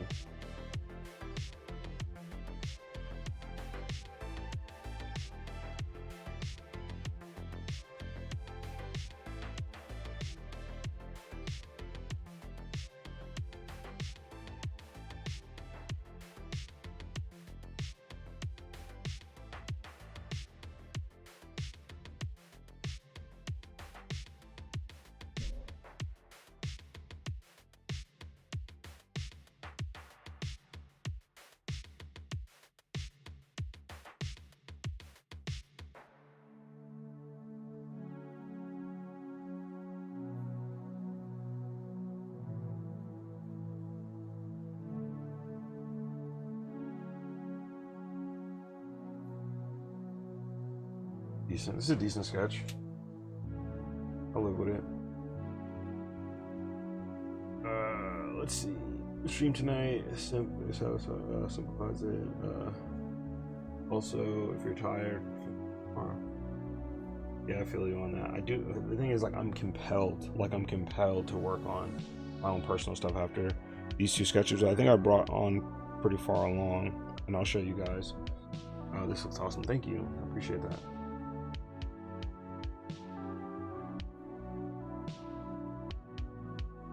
For anybody who is subbed, there's probably an ad running. I'm sorry. I gotta tell you guys about the ads running. Looks like the ad is not running. So, for everybody who just saw that ad, I run ads so that way people who jump in don't have to see a pre-roll for about 30 or 40 minutes. But I don't make any money off those ads. They just are a thing I put there to help other people have an also good experience. So. Alright, this is one version, the other version. I'm actually starting to like that city, and I like the narrative of them holding it up. This is more struggling. I could do like more power bursts. I think the background was ill too, just in terms of framing her, even though it's kind of a lot. I could pull that back, but I just think it's a nice frame. It speaks to like power that's trying to happen. Rage that's kind of doing it. I think once she's in there too, the color of her will stand out against this blue too. It'll be really strong. Cool. So we've made it. And you know we gotta save. Get my keyboard because I keep it up above. And the name of this character is, drum roll please, Lisa. Louise.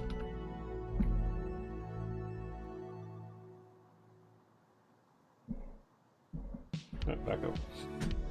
Back at him. Get this out of my phone.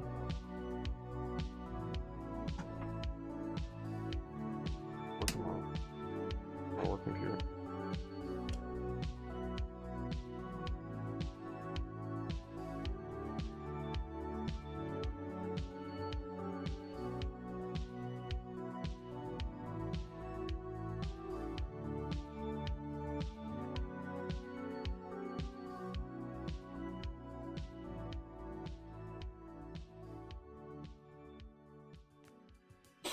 Not bad. All right, you guys want to see the other thing I'm working on for my...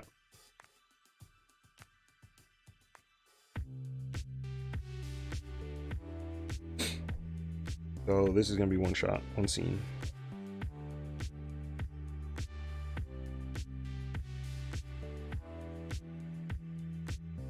It'll go from this.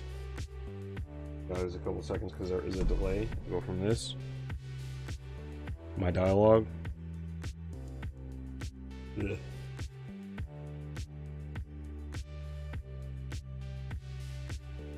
I think it'll be interesting.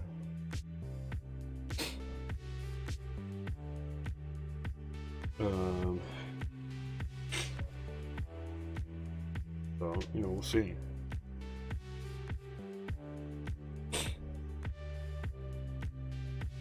I actually should put this above because be above it in a lot of ways. It actually makes it a little bit better.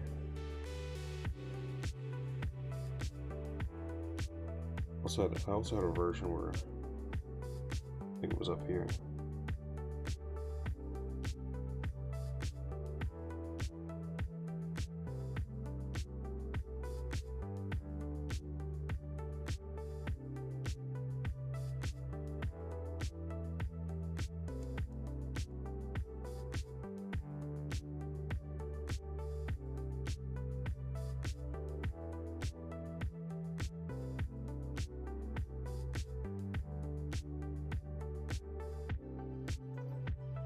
This is some artwork stuff for this TikTok thing that did really well. I know you guys want to comment for me. And I still got to do some personal things and some client stuff as I'm doing them. I'm trying to do it sequentially. You know, that way you guys can get some real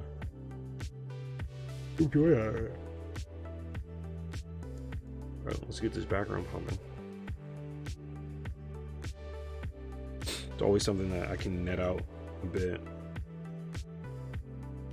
I always do my guides by hand first, and then I test them,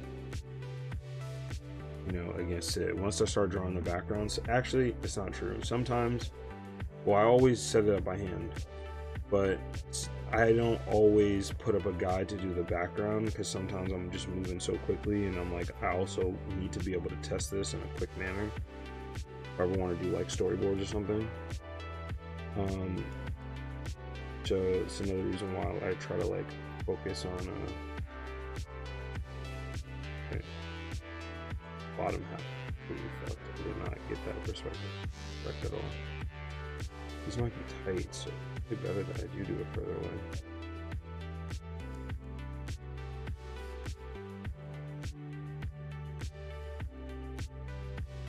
That's not bad. Yeah, because that floor plane is way more important in my opinion than like this other shit. So.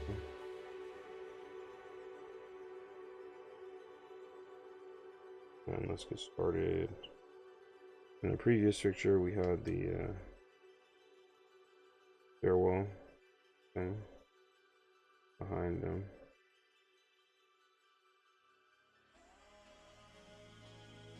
So I'm right on the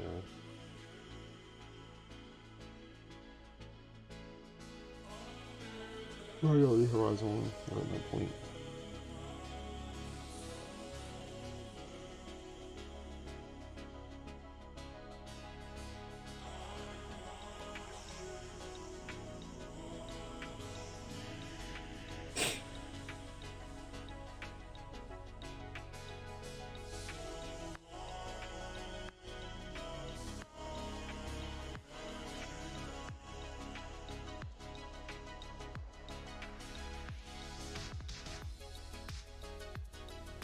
Meet the hero. Love the badge.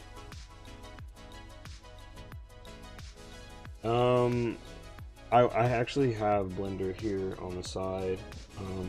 I haven't used it yet. It's just time, dog. I haven't had a lot of time to really experiment the way I want to experiment, which is just, it sucks between like my day job and client work, you know. But I really do want to use Blender to try to do some stuff for storyboarding, at least not necessarily like sequential art like this.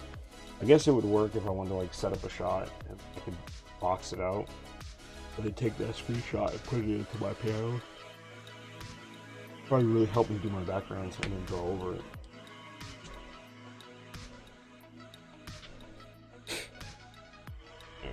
So I probably should be a little bit more deliberate with these things too at the top here, and just make it so there is an understanding that there is a ledge there.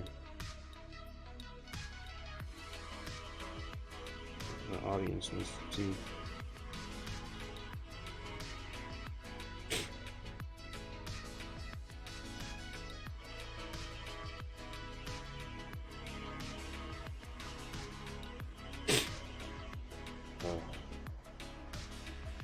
Not at 100%, guys. I'm sorry.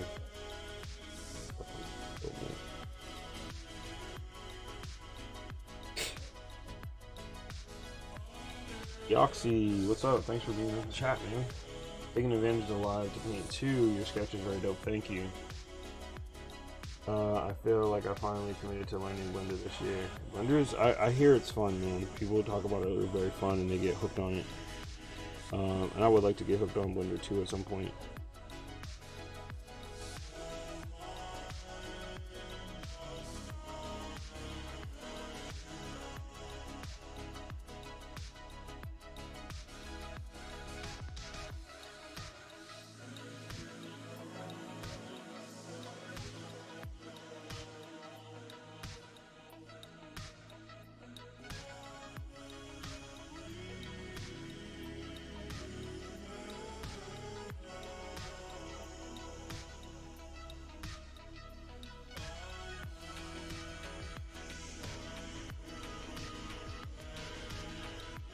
Make sure to pace yourself.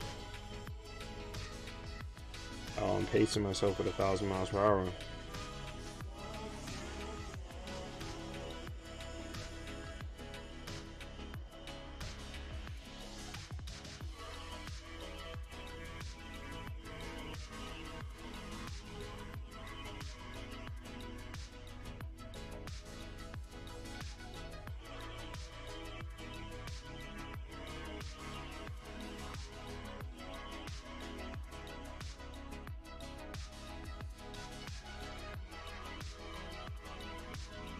I'm out of this. Got some buildings in the background. I'll imitate those buildings that I had over there.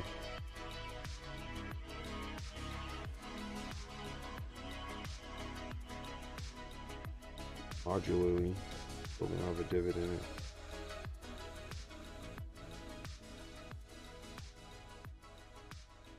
Let me do like Pantheon. Maybe all of them have it. Oop. What in the fucking world?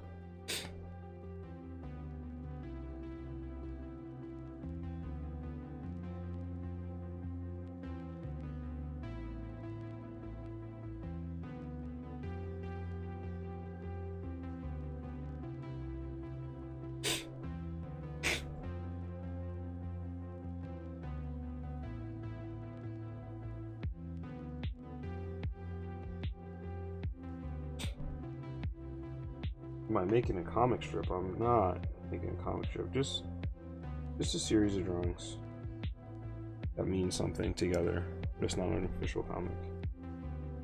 Official comics coming. Trust me, I'm not spending time trying to make it perfect. I'm literally just carving out and auditing my actual time so I can do this thing. I also have to manage the team too, that way they can do theirs as well and not feel pressured.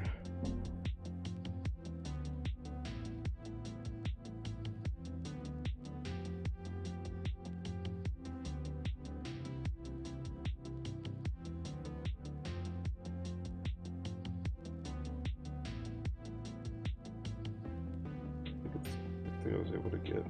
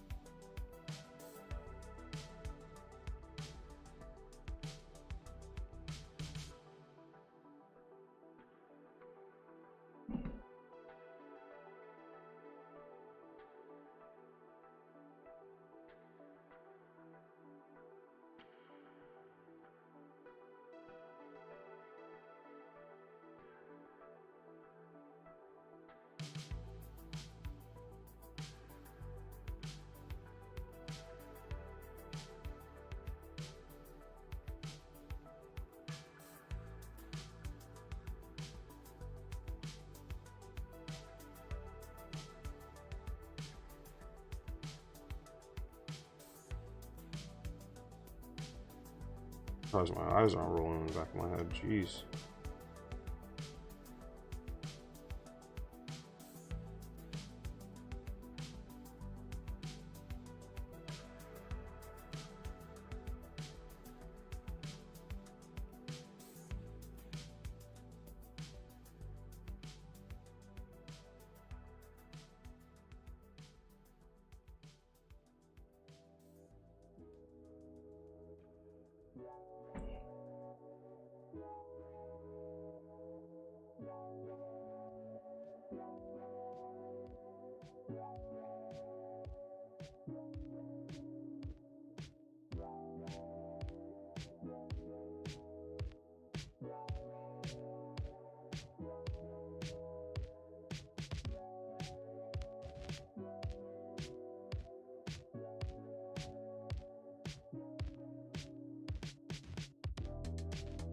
Okay, that's not bad.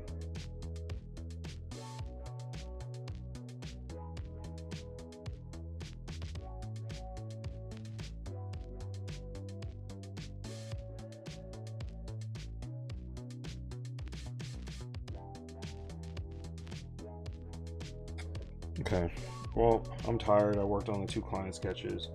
Happy about that. Thank you guys who kind of chimed in on IG and watched me do my little thing here. Took me a while to get there, but I think it was cool. Thought it was fun. I'm just gonna speak to Twitch at the moment. And the cats that I have over here. Actually, you know what? I could actually draw a little bit of the main guy. But IG, I'm gonna hop off. Thank you guys for coming.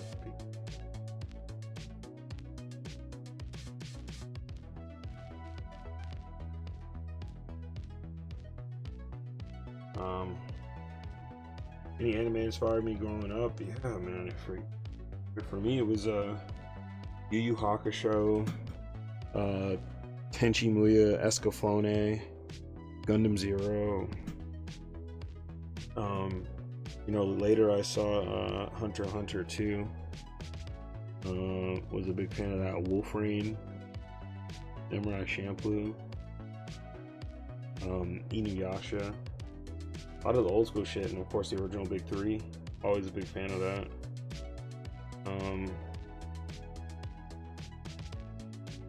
Yeah. Yeah, those are some of my tops. Thank you. I'm trying, John, man. You know, number one rule is, you know, we respect the perspective and we follow those lines, and you know, we want to think about it in a way where it's exciting. Even though this is just a sketch. Thank you.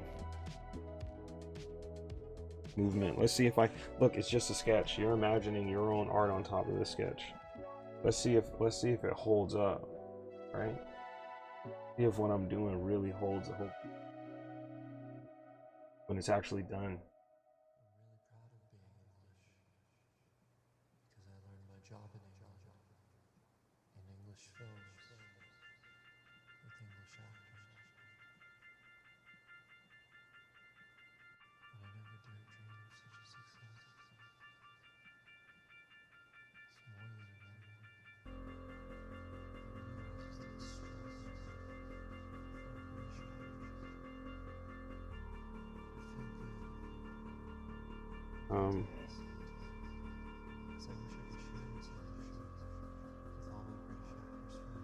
I definitely got to do like the shrouds. Oh god, that's gonna be fucking sick. I just had an idea.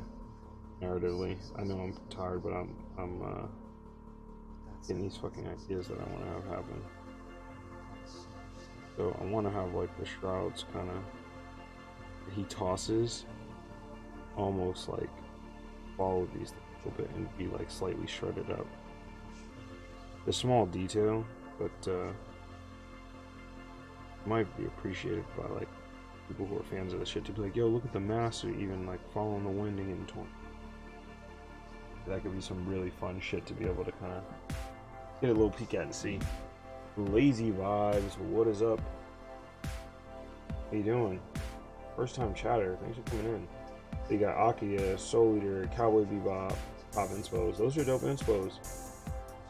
Lazy vibes, thanks for coming in. I'm doing a little bit of an action scene that's gonna follow this scene right here.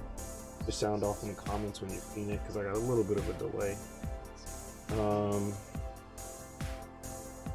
Yeah, and so, but the, alright, so this is what I was just talking about just now.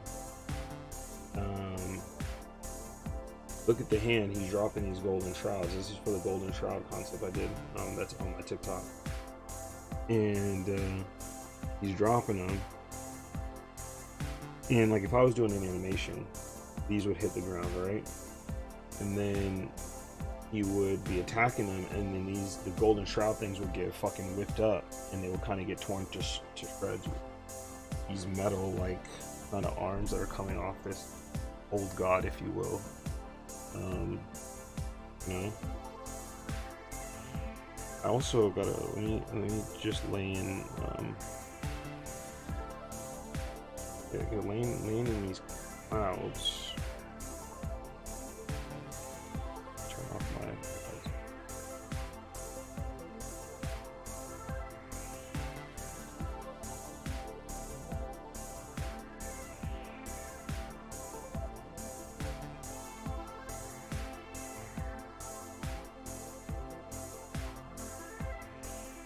we just don't want the sky to be like bare.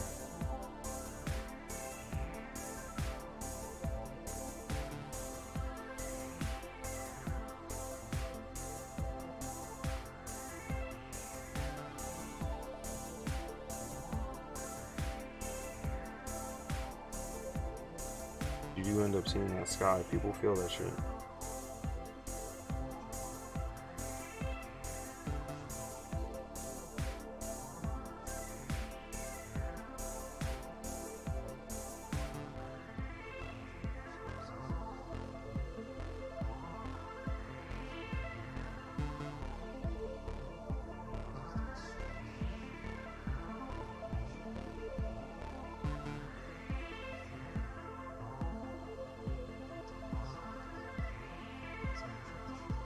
There you go. Not something you see a lot of, but it's felt, and that space feels way more lived in.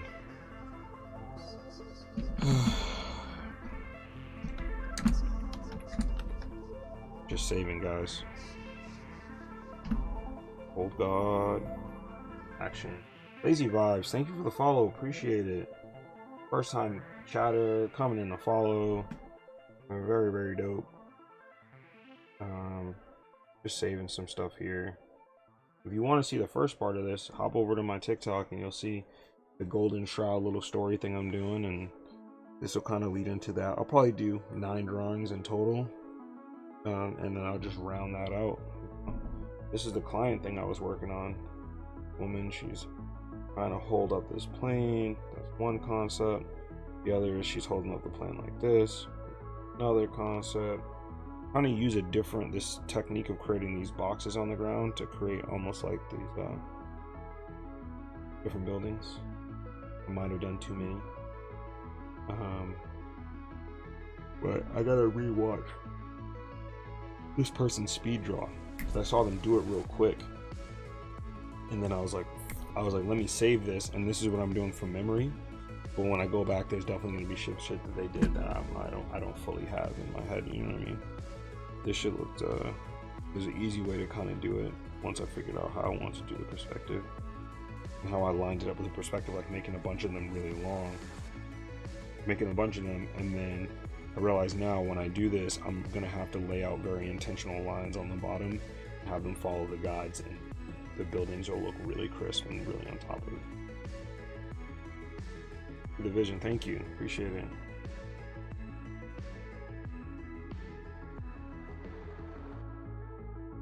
Yeah, gotta figure out this old god post for tomorrow. Like tomorrow afternoon. My Insta's fucking up too. It's just screwing me up.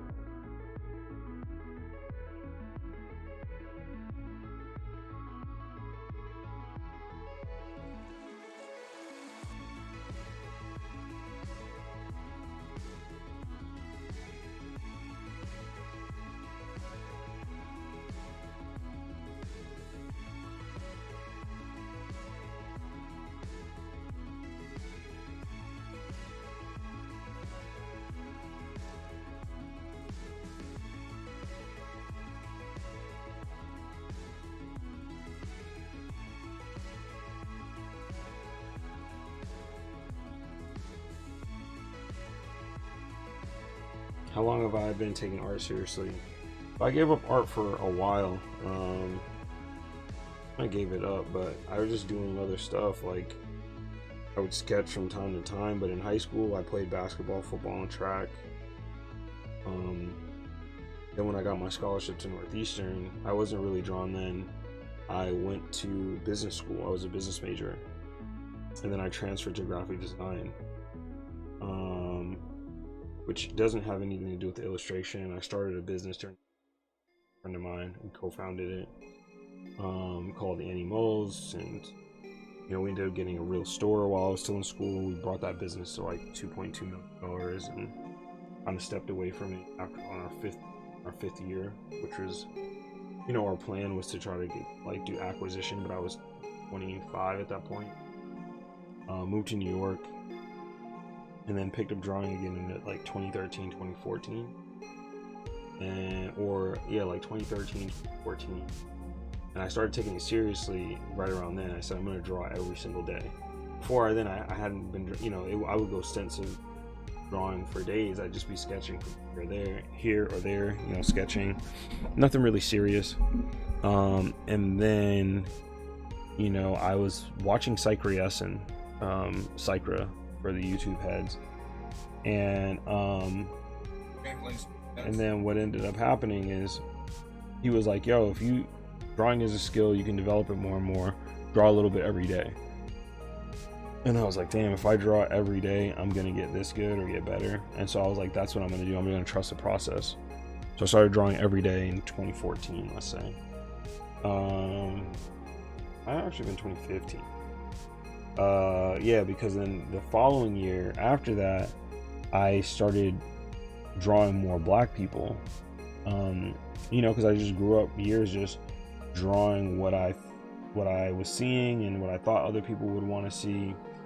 And what ended up happening is I just realized I was so much into lore and cultures from all over the world. I didn't really get into a lot of black cultures and just the African diaspora.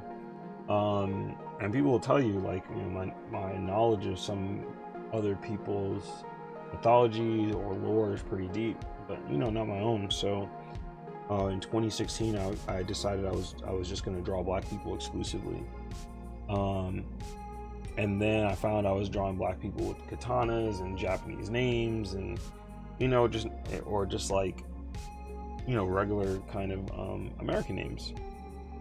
And just something felt off. The more research I started doing on different parts of the continent of Africa and learning names and folk tales and stories. And I actually have this book here that I bought from Kuna Kania recently, that's going to help me more with my studies for all over the world. It's interesting because I'm doing stuff for the Kalevala right now, learning a little bit about it, and they have a section in here which is great.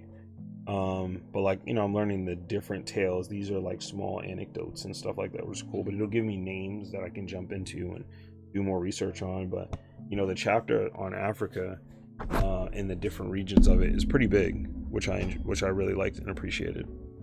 And so, and the Kalevala is Finnish, you can say it's Swedish now, because it was developed after the Swedes went into Finland and kind of was erasing their culture essentially.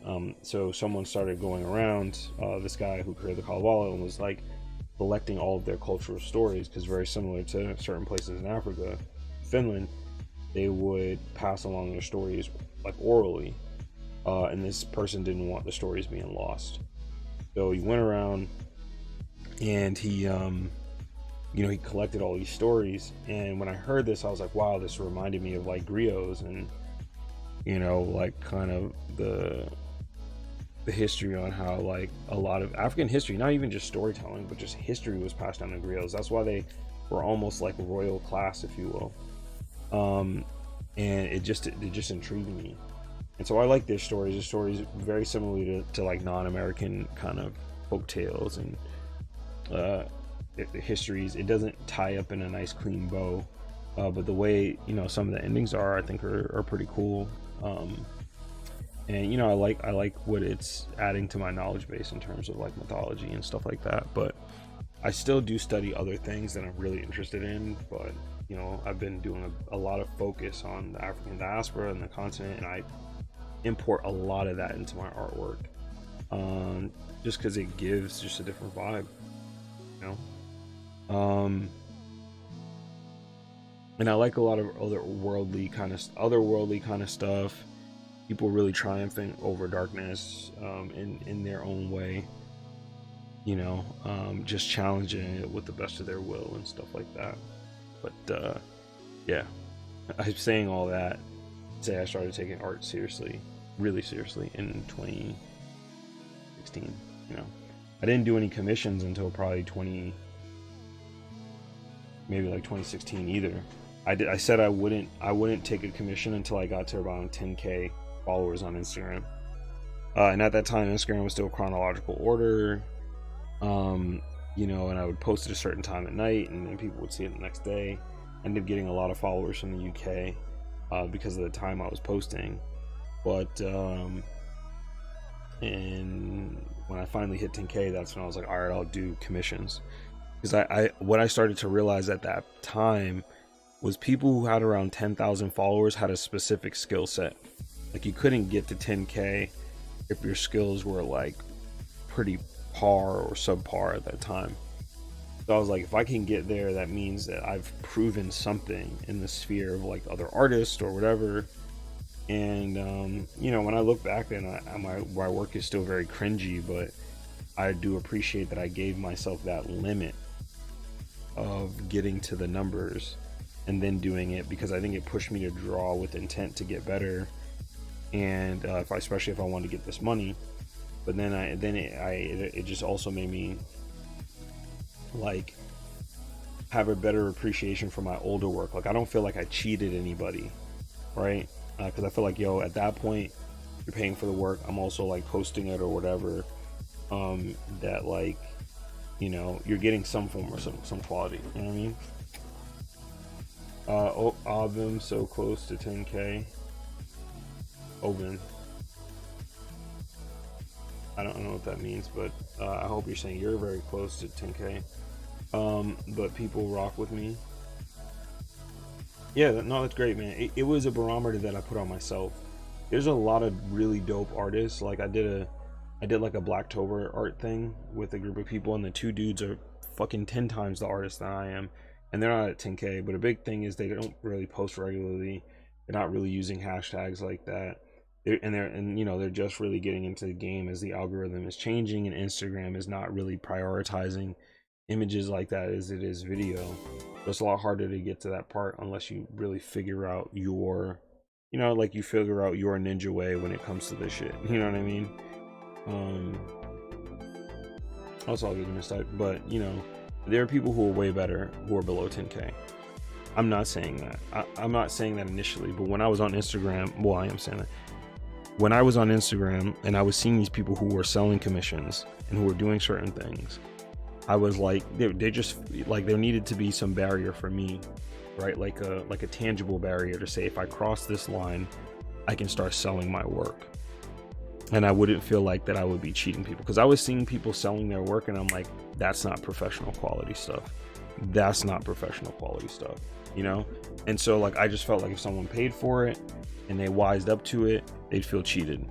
And you know what ended up happening? When I waited that long and I make my artwork or whatever, as years went on, people would come to me and get their art done. They're like, hey, I paid this guy to do my art before, and I don't really like how it came out, or it didn't work a certain way. And I look at it and I'm like, this person shouldn't have been selling their art. And it really brings down the group as a whole, because then people feel like art should not be valued like that. You know what I mean? It loses some of its value a little bit.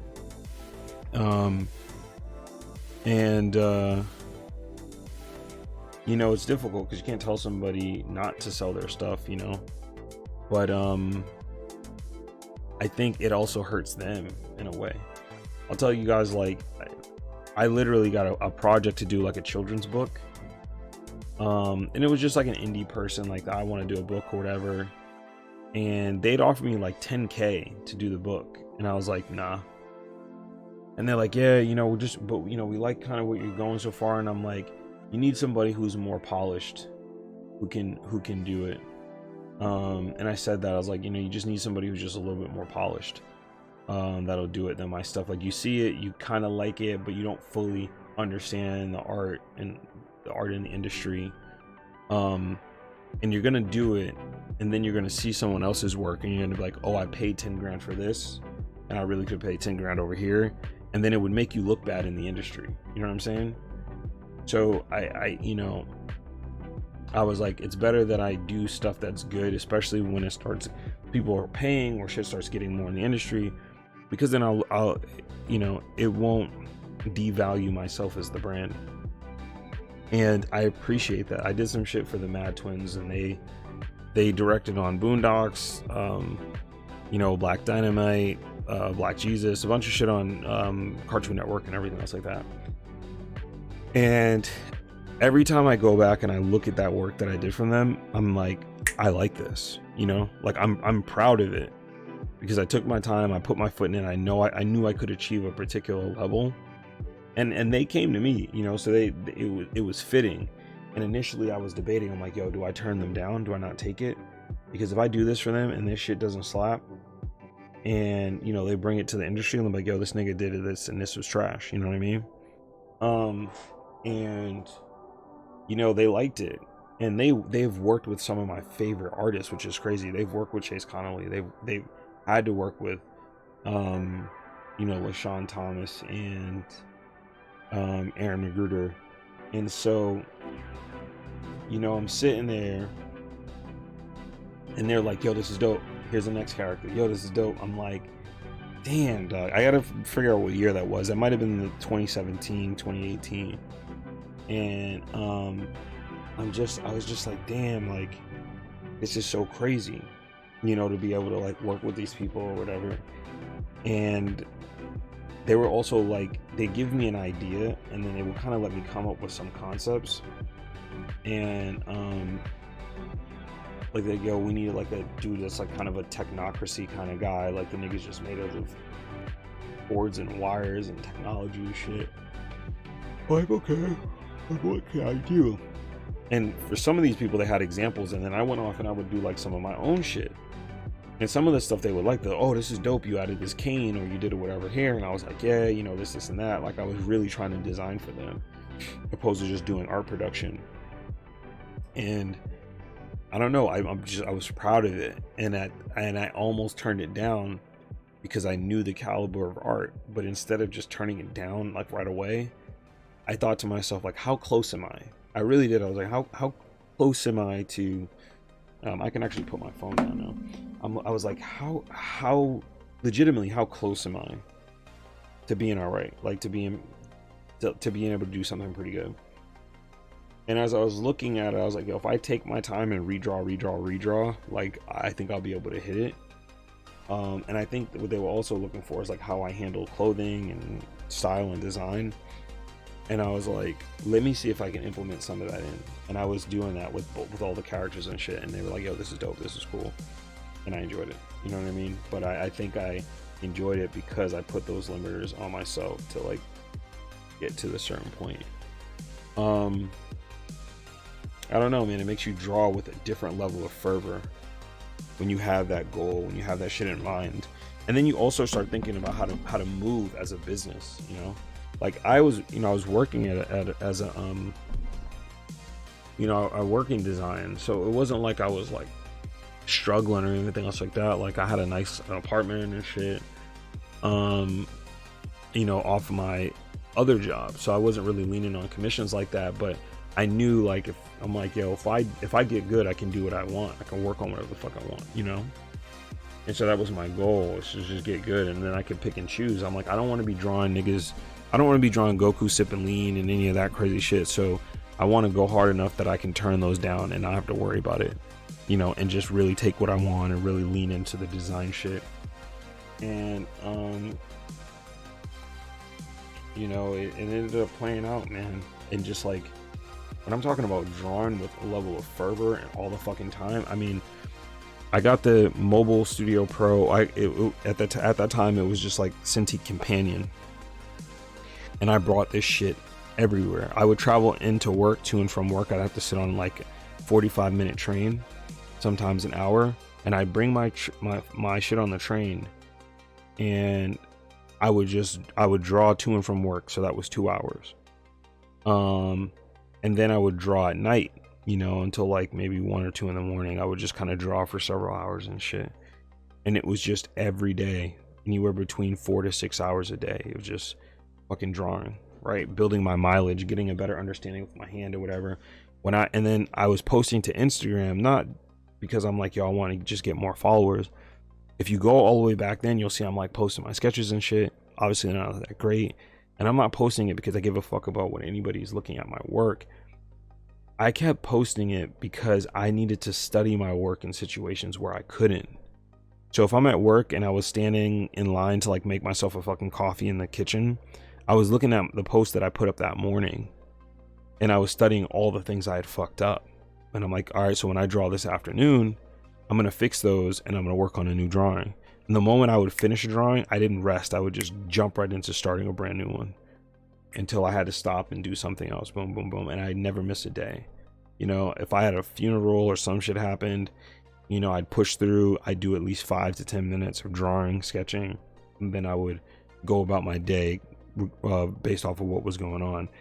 And posting to the gram was a way that I could study my work at every moment. So I'd be getting a coffee, I'd be in the bathroom, I'd be fucking waiting in line to get like a chopped cheese or some shit, and I would just be looking at my work, looking at it. This is fucked up, that's fucked up, the arm's messed up, I have a problem with perspective and this and that. Like, what can I be really, and not just like perspective, but drawing characters in perspective.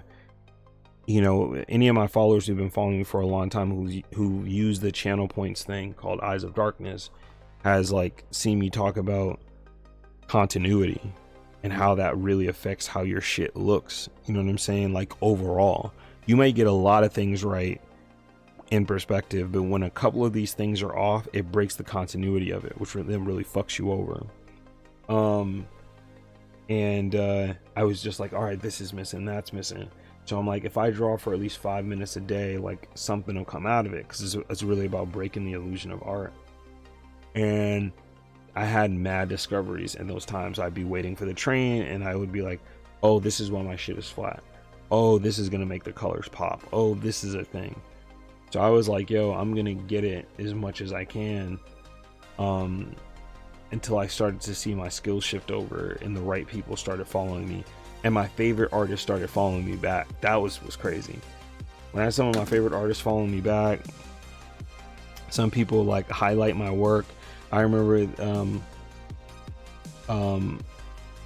fucking Chris Copeland like was doing a bunch of stories of like artists that he was like, yo, they're doing dope shit, and I made it on that stories list, and I was like, are you fucking kidding me? Like, bro, like, I love everything you do, dog. The life, the this, the that, it's off the hook. So the fact that like he highlighted it, sometimes he'll comment or like on my shit, and I'm just like, bro, it's crazy. Same thing with Rad Seacrest, from the creator of Kipo. It was just kind of like, holy shit, like getting these people who want to follow the work and be like, yo, what you make is dope. It's like fucking crazy. It's crazy, and you feel undeserving because you know other niggas that are really dope, you know. But it was crazy that I got my time of that, you know what I mean? Which was really cool. But it was just all drawn with the intent, getting better, a lot better. Yeah, I'm just now getting some lettering gigs. I'm not doing ridiculous prices because I'm still. Alright, let me go back up. Bro, you got me practicing right now. Yo, all my streams, I want people practicing with me the whole time. Yeah, man, it's a practice right, you know. Get some references up. I have a stream up here I did a couple days ago where I was working on this pose, and I did the pose 5 different times on stream, maybe even more. And I do it using a reference 3 times, then from memory, see how I fucked up, do it from reference a couple times again, then do it from memory, because I'm trying to commit certain things about that drawing to my visual lexicon, my visual dictionary that I could always call back on. And that's how you can commit like a bunch of little component, a whole gesture but also little components of a gesture that you can mix and match with other shit. Yeah, now I get lettering gigs because I'm still knowing I have room to improve. Absolutely, yeah. You know, you charge what you feel like you're worth at that time, and then it goes up. You know, you get better, your skills get better, your shit looks better, so you don't have to be stuck doing it at the same price. You at Toonami level anime. I wish, bro. For real. I want to get out there. Yeah, I wish I was at Toonami level, man. Thank you. Actually having a nice day job so I can focus on my art without fear and starving. Yeah, I mean, you can leap directly into it, but if you leap into it, you have to leap into it hard. That's it. You know, so I had moved to New York and taken this job, you know what I mean? So it was like I wasn't gonna be at the job for a fucking year or 2 years and then step away from it. It also took me a year to get fully hired. So once I got the benefits, that healthcare, that dental, like, bro, I can't step away from that quick. Yeah, you know, it helps. It helps allow you to oh, Mr. Martins is rating me with a group of 3. You know, it helps. Jordan Martin streams the new welcome to the theme of the team of affiliates, bro. You're an affiliate now, filling out all your affiliate forms, doing all your affiliate stuff. For all the new people that are here, my name is Mike Tony. I draw anime, and specifically Black people in anime, and not just skin representation, cultural representation as well. You know, I love anime. I'm inspired by it. I want to add to the culture of it. You can find a lot of my works on Instagram. That's where I do a ton of stuff. That's where most of my numbers are. You can follow along with my stories there. My book, all that jazz is all up there. And right now I'm doing some personal work, The Old Gods and the Golden Shroud. And if you want to know more about that, that's also on TikTok. And this is an action scene that's going to be coming from there. And this is some client work that I started, some sketches to get ready, certain views, you know. I like to give different options, playing around. I'm a firm believer that art is a skill that can be developed. So if you draw every single day, you practice like any other thing, that you can get really good at it. And unlike other things, there's not a big physical gap that you can really get, you know, like a person who's born and ends up being 6'8" gonna have a better chance of playing basketball or volleyball, you know what I mean? But in this game, you know, as long as you come in and you put the work in, you can get what you put in, you can get it right back out. Jordan Martins, thank you for sending people over. I hope your stream was dope. I saw you had a lot of people on your stream earlier today, dog, so I know you've been killing it and doing great. Jordan actually edited my Black anime book. He's been my homie for a long time, and right now he has a Kickstarter running, and at the elite backer level, I'm doing a commission, and his book is a poem. It is about Black boy joy and resilience, and you know how playing Pokemon and games in general was a lifesaver for niggas like me and him, you know, growing up, you know what I'm saying? And how it was elite tier, and how it was you know, it was giving us a different world to live in, right? Taking us out of the real world for moments. And he expressed that poetically, you know, in writing, and I kind of expressed that in drawing. And I used to be an advocate of just breaking things down and recreating stuff, so always been a creator. And you can see a lot of that in his particular project where he is too, where bags, t-shirts, prints on top of, you know, getting the book done, you know, all included. So Jordan, thank you for that. Thank you for sending some people over, you know what I'm saying? Malik, happy belated birthday again, dropping some buns in the chat. Yeah, that's all right. Malik, once you start streaming, I'm just gonna hop on. It's just gonna be Malik. I'm gonna make that a soundbite on your account secretly. Yeah, you know, this is where we was at. This is where we're at. I was talking about drawing and going hard with the art shit pretty regularly. You know what I mean?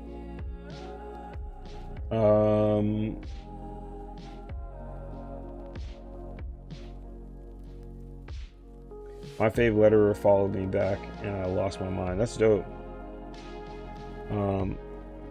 I gotta look more into lettering because as I get closer to having to do this fucking comic, I gotta get my lettering shit up. You know, like that's where we're gonna be at. Because right now I can do certain things like this, but I also really have to start keeping in mind, and I'm gonna get real just floppy here. You know, I like if I'm doing sounds and shit, like I'm gonna have to. I just had an idea about just like following the curve or something, right? Following the curve of those sounds to add to the artwork. That's what I'm thinking of it like this, right? These are onomatopoeic sounds, but like, what if, you know, I gotta start getting into the fucking mode of. Wait, did I delete something also important? I have to start getting into the mode of like where my chat bubbles are going, what that looks like. You know what I'm saying? And like, if he says something here, you know, I gotta make sure that that doesn't cover that little blade. The blade's important. Can I hang this off here and do this? And a lot of it I think is going to come from experience, but I gotta hit that YouTube University, you know.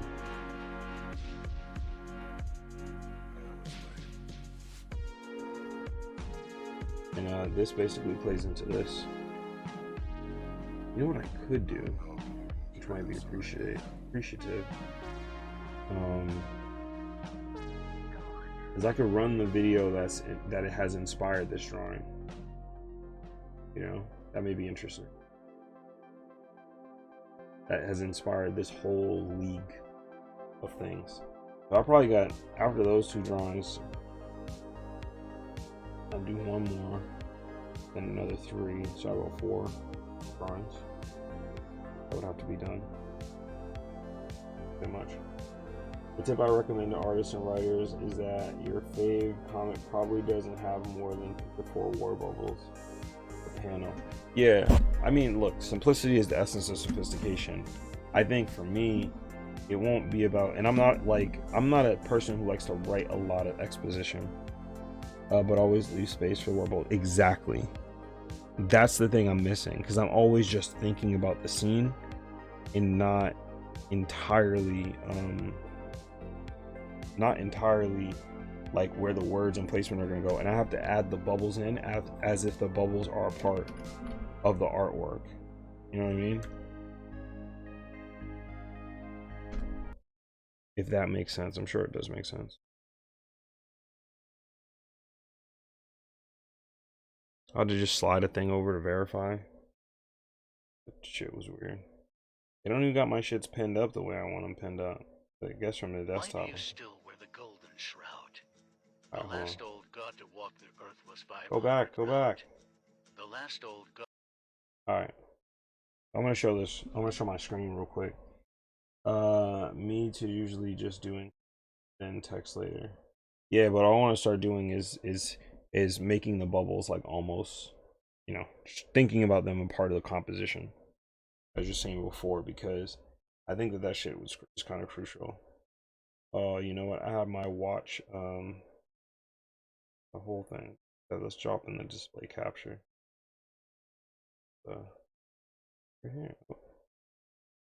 I Command Z this.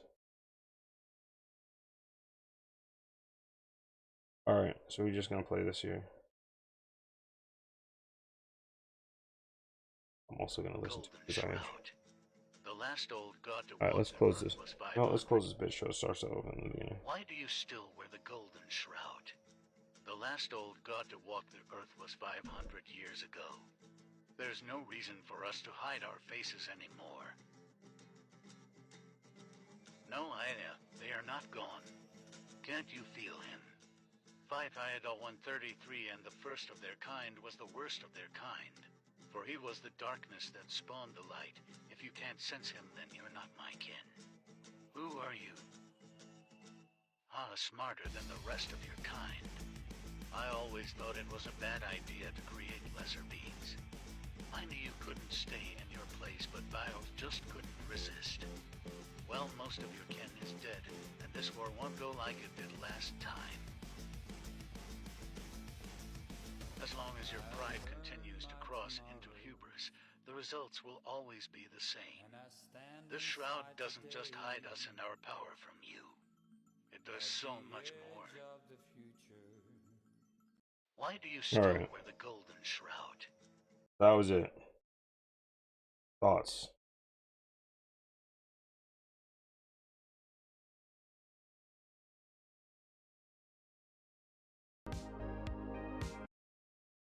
Let me turn this down. I need to hear this in my ear the whole time. And I got the whole display capture up. We're not gonna do that. We're just not gonna do that. Okay.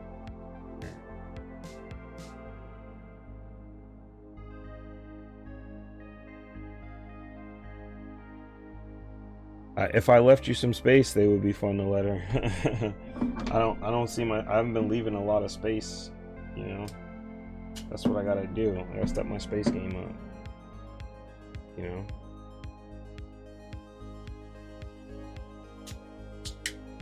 Oh no, actually, I don't want to have that there. I can put this right here. But yeah, those were actually just regular pinup drawings that I did individually, right? I was just posting them to the gram, and the dialogue was there, but I was like, all right, let me try to make something for TikTok, and I was like, all right, let me put these together. And when I did it, they kind of hit, and I was like, okay, boom, that I liked it first because I was putting in the voices, and I was like, holy shit, the dialogue feels good. It feels like it feels nice, you know what I mean? It feels real, if you will. And I had surprised myself in that way because I don't know, like I just, as artists, we tend to put ourselves down and all this other shit, and I just felt like, is my writing really holding up to snuff? And apparently it was doing all right. And that was the first. Also gave me a little bit of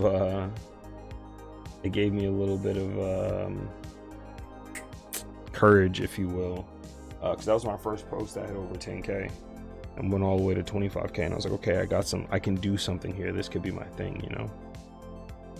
Hence doing these action pages, doing these pages where we kind of lead in. I was actually thinking of doing another close-up of the old god's face fully transforming before we get to this shot, which I think I still might do, but I need to figure out a way where I'm gonna have it form and just kind of, you know, be a multitude of things.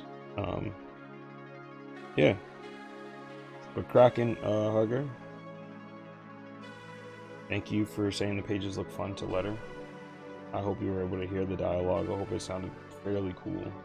All right, but most of the artwork that I put on my IG is accompanied by story, and I think that's important. You know, I've always thought that was pretty important, to be able to just, like, you know, add a little something to it. And you know, it's I don't know, I think it gives another dimension. I feel like I have to do it considering I don't do fan art. If you were on the stream earlier, you know, somebody asked me on the stream, like, told me, like, yo, you would probably be more successful if you drew white people from time to time, if you did some, you know, some Square Enix characters, some Batman, Superman, and so on and so forth. And because a lot of the things I do is unknown, and it's also mostly black, and you know, they obviously had a point, but I kind of had to determine. I also said, like, what I determine success, because I don't know if I have the skill or the talent to break into the industry in that way or to change certain things. But You know, every time someone hits me and they're like, yo, you've inspired me to draw more black people, or you know, you've inspired me to get into drawing and stuff like that. If I'm inspiring somebody with talent to then get behind their talent with hard work, that person is going to be the person that's going to really change the world and do the thing that I can't do. And I'm okay with that. And that, but that to me, you know, runs as a success. They're like, oh, well, you know, I was talking about more financial success. I'm like, bro, I get, don't worry. Like, I get, you know, I get projects. You know, that's not the problem. I do a decent number of projects every month. But you know, I want to be able to be a storyteller, visual storyteller. I want to get a show someday. My comic's coming soon, so you know, I'm gonna be doing that. That's not gonna be a problem. But it's the anime, getting an anime, getting a real anime. You know, and hopefully not also being problematic on the back end. You know. Oh, on some Pac shit. Yeah, but yeah, at that point, Pac had already made a bunch of changes. Like I remember that. Yes. He said I might not be the person to change the world, but I will inspire the voice that will. Yeah, I remember that shit. He was doing like an MTV interview or something. I just got the chills. Yeah, you know, like, and I'm sure he did. You know, that's what I'm hoping, is to bring that level of inspiration to people. We both getting animes. Just you wait. Bet. I'm gonna try, man. I'm gonna go hard. You know, until they acknowledge me. I believe we could do it. I believe it can be done. Am I the person to do it? That's the question. So, I'm gonna try.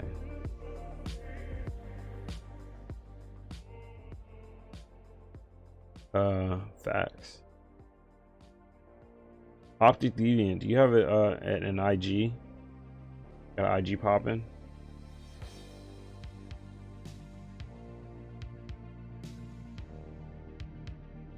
Post that IG to the chat. Oh man, it's 1:57. Damn. I told myself I was gonna get off at 1, and then I started fucking talking my. Just like one of the things I can say I do well. I can talk. I can string words together even when I'm fucking exhausted.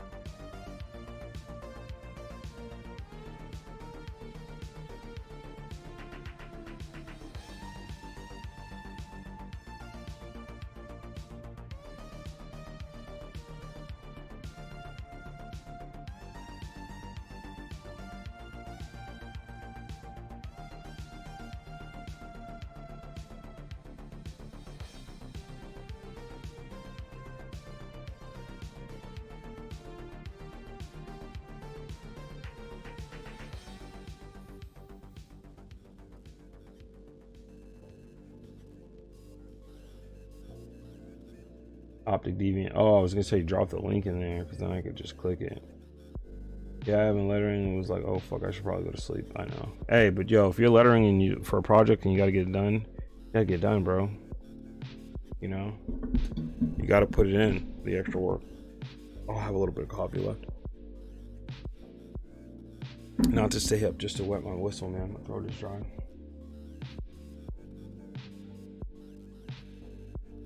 Hey, Kraken, thank you so much. Thanks for coming by. Thanks for the follow. You know, we went ham in the chat, so appreciate it. Got a bunch of follows tonight, so, and I'm super happy about that. I hope you guys got a lot out of the stream. I know some people were just on lurking. This stream was definitely a more draw heavy stream for sure, because I wanted to get through those sketches and I was practicing that newer thing, you know what I mean? That newer technique. But I needed to do Larissa. Using my separate actually artwork. Oh, I see you got some not safe for work stuff on here. I can't look at this on my work computer, which I'm using. All right, I gotta wait to check this out on my actual main computer. I really don't want no drama with my work computer. You dig? But what I did see, man, I like the color work that you're doing and stuff like that. I saw that background that you had of the city, and I was like, it just made me think like, oh, I gotta jump in and study, get those studies in there. Oh, no, be sorry, man. No need to be sorry at all. Def did learn a lot my first time being here. Yeah, Lazy Vibes, thank you for hopping in. You know, dude, stick around for a bit.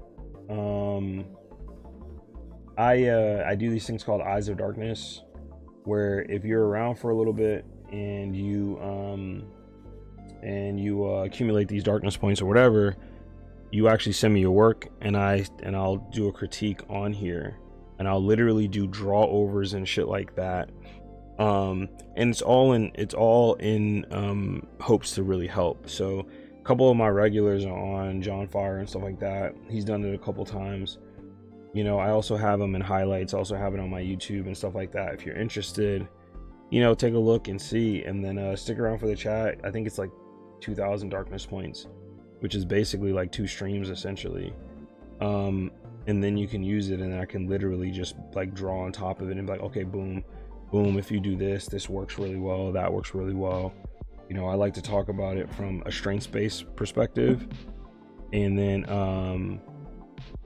one of the things that I do a lot is I'm only telling you all the shit that I'm doing.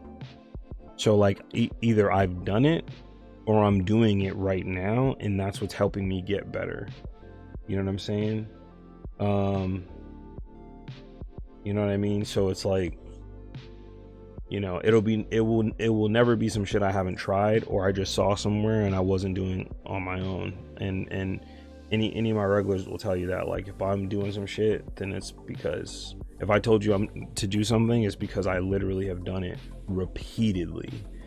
And the perspective thing is one of them I always talk about. Is I think early on using a perspective really changes the game. And you'll see on my Insta, all of my fucking like speed draws, all of them have, even if it's just a regular pinup, they all have a perspective grid that's added to it. And it's not just for the background, it's for really how I can respect the continuity of my characters. You know, that's really the point of doing it.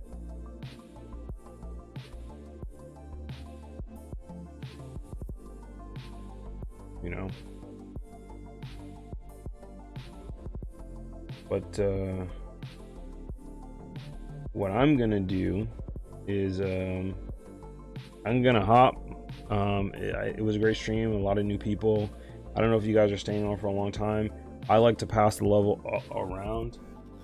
Oh, when should we redeem them points? Been lurking here for a bit now. Oh, I mean, look, dude, I'm gonna be streaming sometime this week again too, before Christmas. So just, you know, if you're on pretty early, you know, do it pretty early on in the chat. Right now I've been streaming for about 3 hours and it's 2 a.m. where I am. I like to give at least 10, 15, sometimes 20 minutes to those. John or any of those guys will tell you, you know, it's fairly extensive because I think other people get a lot out of it too. So you want to do it at a time where I'm pretty fresh, maybe an hour into the stream, maybe 30 minutes into the stream. To be honest, the sooner the better, because that's when I'm the fucking freshest. And then that way, you know, you always kind of will get it in if there's multiple. So I've done at least 2 in a stream, you know, and I try to stream for about 2.5 hours maybe. So Chaotix, I know you got a dumb amount of time on here because you're a regular and I see you all the time. So, you know, just don't want to bother you in these. It's never a bother, man. Sometimes I draw better afterwards simply because I've been playing around, you know, and they, as they say, like, you learn shit as you teach things too, which is really great. That's where I came up with this group of football players, a group of kids that go to a high school without a football team, and they want to play football, and they're just a ragtag of people, and it's just called Ragtag. It's probably one of my more favorite perspective drawings I did, and I did it just fucking around on an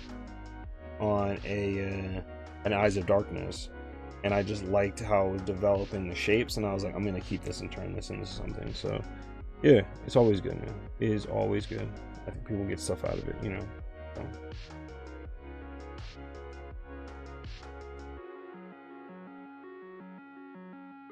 But thank you guys so much. It's a little bit later here. I'm gonna pass you on to a really dope artist. This is an artist where you can learn some ill shit from. She's fantastic, works in the industry, does backgrounds, has her own animated comic. She's ill. Stay on, please. Drop her some comments. She's just dope. She's a dope animator. And I think you guys will get a lot out of it. So good night, y'all. Thank you again. Appreciate the support. And I'll see you again later this week.